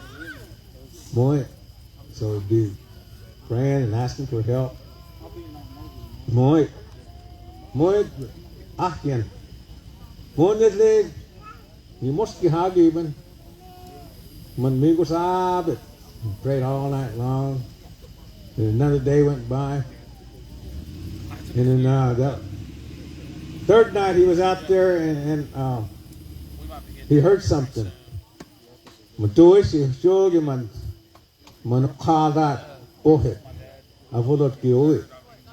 he could hear the leaves rustling around him.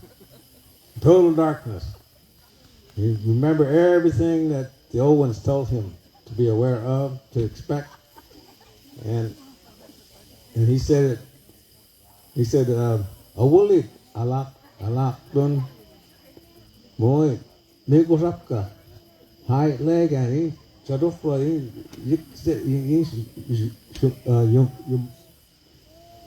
he had his eyes closed really tight and just praying hard because he was just getting scared.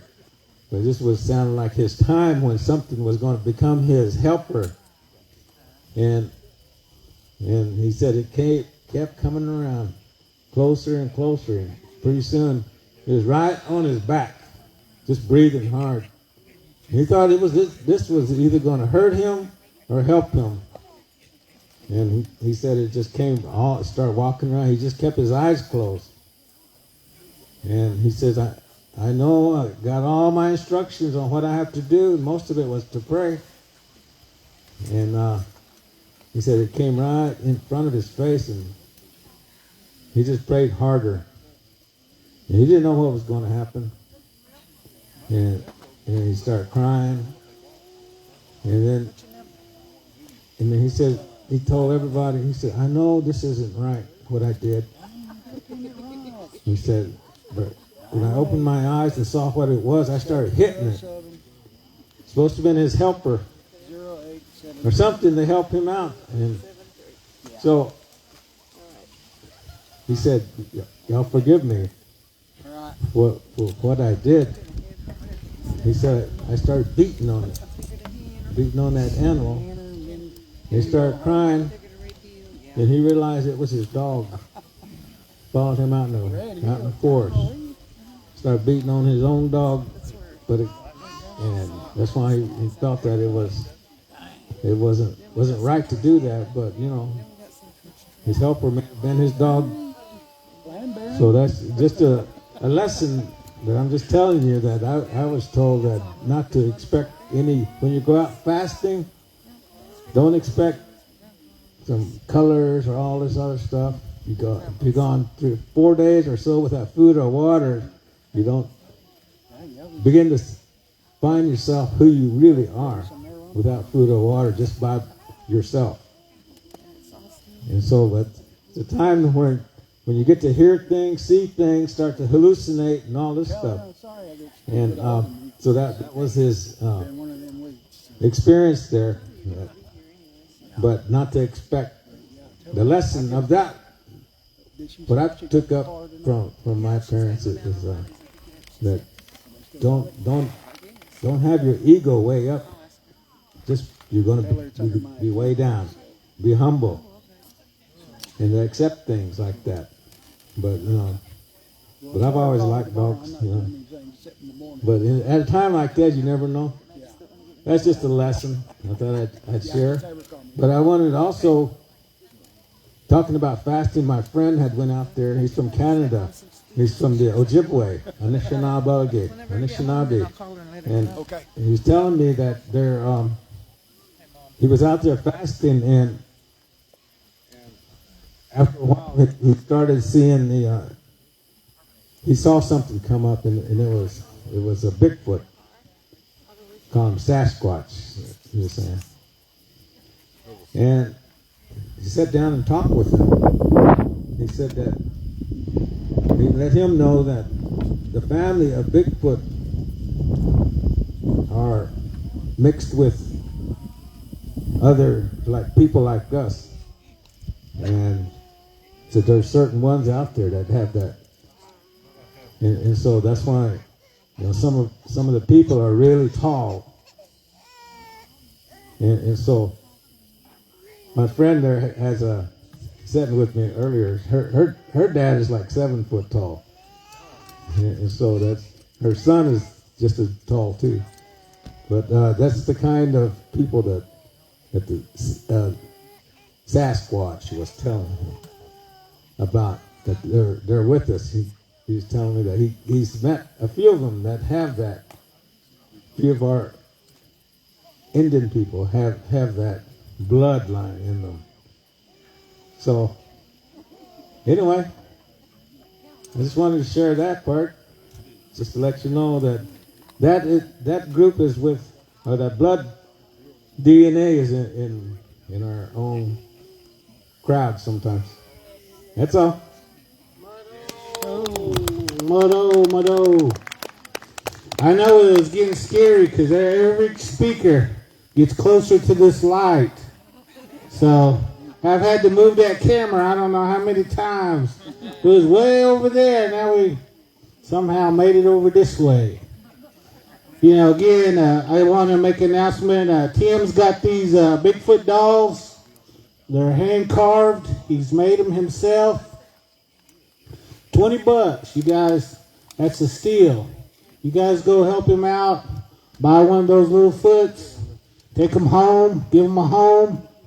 At this time, I want to call upon Mr. John Tiger. He wanted to address you guys. Let's give him a round of applause. Joy to the world. I heard joy a while ago. That's the governor, I guess. I forgot to tell you, I'd inspired too. I had stage fright the first time. But this mountain up here, when you come over this hill, it's called Honeycomb Bluff. It's known around here as Honeycomb Bluff. And because there's a cave up there, it looks like honeycomb. And it's like a lot of holes on holes. It's really, really good to see it. I mean, it was really great. But that's where they tell me that Chippewa was hiding out in that area. They told me that he was chased by the deputies. They were all chasing him. My grandma told me that they were chasing him, and so he jumped off his horse and rolled on the ground and turned into a stump. And the horses went on by, of course, and they all went to follow that horse. And then Lewis Mitchell, who lives on the east side of the mountain, he doctored him and tried to get him back to repair and better to travel. So they went to Smithville, which is southeast of here, Smithville, via a trail that went to the Robbers Cave in Wilburton, and they went past on that way. And when you leave here, before you get over the hill and go, there's a power line right there, about a mile from the highway. There's a power line you see on the west side of the mountain. They say that Lewis Greenwood learned how to play the fiddle by the devil. You heard that song called Devil Went Down to Georgia? That's what it reminds me of, that song. Is I was told that Lewis had learned the fiddle up there on that hill by the devil. Taught him how to play the fiddle. So that's a little tidbit around that way. I've been on travels too as well growing up.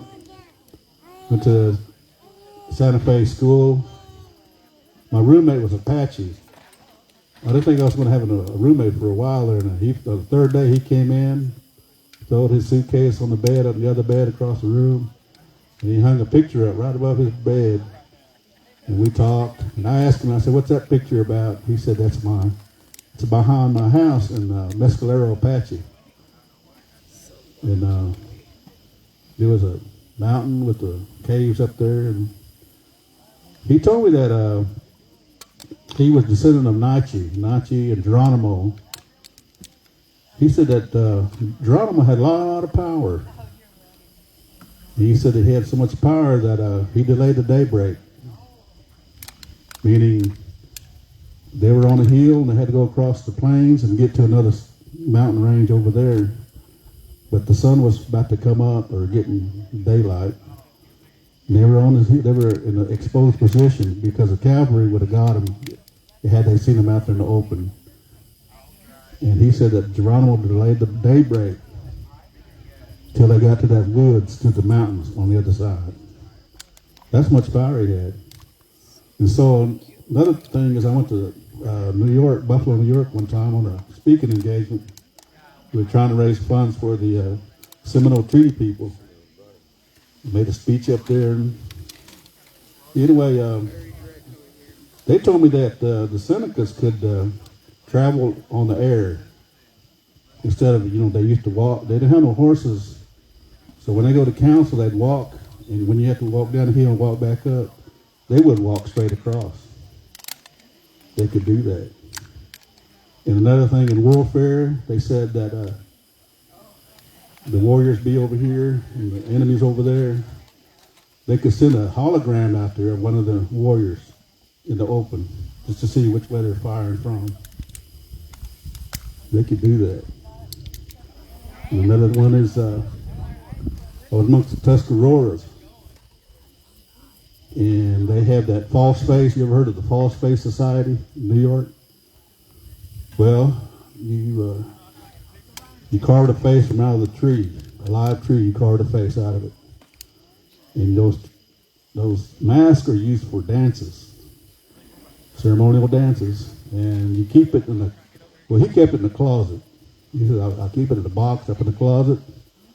He said, "Sometime you hear that thing bumping around up in that closet, knocking around." He said, "It's hungry. You got to feed it." So people tell me things this way. And then another one is I knew a lot of guys from the American Indian movement back in my day, and one of them was with the Rosebud. What's his name? That medicine maker up there, Leonard Crow Dog. They said that he had a conference amongst for all the medicine makers to come. And one of the Jadis here, Elis Hyatt, went up there, and he was late. It'd been raining. He got late, but he walked in this old house, and all the men were sitting against the wall. And he said he noticed some guy had took his handkerchief off his neck and thrown it on the floor. And the handkerchief turned into a squirrel like that, ran around the room and jumped back on his neck. And he tied it back on. And he looked at the Muskogee, but he was there, but he got late, and Crow Dog asked him, "What can you do?" And they said it's been raining about 4 days. It's all wet and everything. So he gets up and he goes outside. He comes back in a little later, and Crow Dog says, "Well, what can you do?" He said, "Come outside." So they all went outside. He said, "Look up." And they looked up, and there were stars. But all around in that circle like that with lightning. But you can see the stars. He said, "That's what I could do." So he gained respect for him after that. And, I don't know, the Northerners always thought Oklahoma were sellouts and stuff like that. But power. The Creek people always got along with everybody. And then Philip Deere, he said that Muskogee was a Shawnee word. meaning people of the herbs. That's what they called us. The Shawnees called us that in school. Of course, there's a lot of old words out there now that no longer said no more. Than probably lost them. But when you travels, and I was at school at Santa Fe, and I roomed there. That one room, I kept hearing somebody banging upstairs, the second floor. And I told the office guy, I said, somebody sure makes a racket upstairs. They moving furniture around, that old government furniture. It's made of metal, makes a noise. He says, he can't be. I said, why is that? He said, y'all said he died a month ago. That was his room. I said, well, there's somebody. He said, no, there's nobody rooming up in that room. It was his room, but he's not there. So the spirits is moving around in that school. Another one was a white dog come in the dorm, and they seen it, and it went upstairs and it went down the hallway. It went into that one room. They chased it. And they looked in that room, and there was just a guy in there asleep, or act like he was asleep. And then, just things like that happen on my trail. I got more, but I'll think of it later after everybody leaves. Golly. But really, I want to say thank you for everybody for coming out tonight. And I hope you learned something. I want to hear some stories next time now. Earl, is he still here? Oh, he's going to Chuga then. Oh. Sorry. Anyway, I appreciate everybody for coming out and supporting this event. And we didn't have we got the wood tonight, but there's a burn band. Everything's so dry. Maybe this will be for the spring. Now, I'll just leave it out there for a while. Would y'all like to have one in the springtime? Yeah. All right. Y'all come to stories now. Y'all got some good stories. But I want to thank everyone for coming out to this event, and on behalf of the tribal town. But before everyone goes, there's always, I don't care what tribe you came from, they would always pray. We all have a name for our Creator. Again, that's the whole way. We open things with the prayer. And especially tonight, we close things with the prayer. There was a lot of many things that was talked about tonight. Some of those things you shouldn't have said, especially at night. So at this time, I'm going to call upon one of our elders, Becky Barnett, to close us out with a prayer. So if everybody please be reverent for this time, she's going to pray for us all safety. Puski, adagi mahat lady chat. Yung bujuniti, adilutia. Miska umal gan pomit. Ya, isti, adiloya jat. Mo, miska inat. Yehobayi awiyat, niniwak shabaklit, gifuli jibahaniyat yat. Okhabagirijit. Nagi umalgan puhama huisidayat ihoma enhuisit. Nagi ya miskadat ijimbohid uwasya adilogiat. Sabagli mungados komet puhijit chiga tumbohit chiga. Sabagli mungados igana puhijit upogadijit. Nagi hufun nangi pogadijit chingaya igana awi diyonga. Ma maramoyin yifuli jibahaniyat pogadijit. Man umalgan yan anugitska pabutin ijimbuhes. Amen.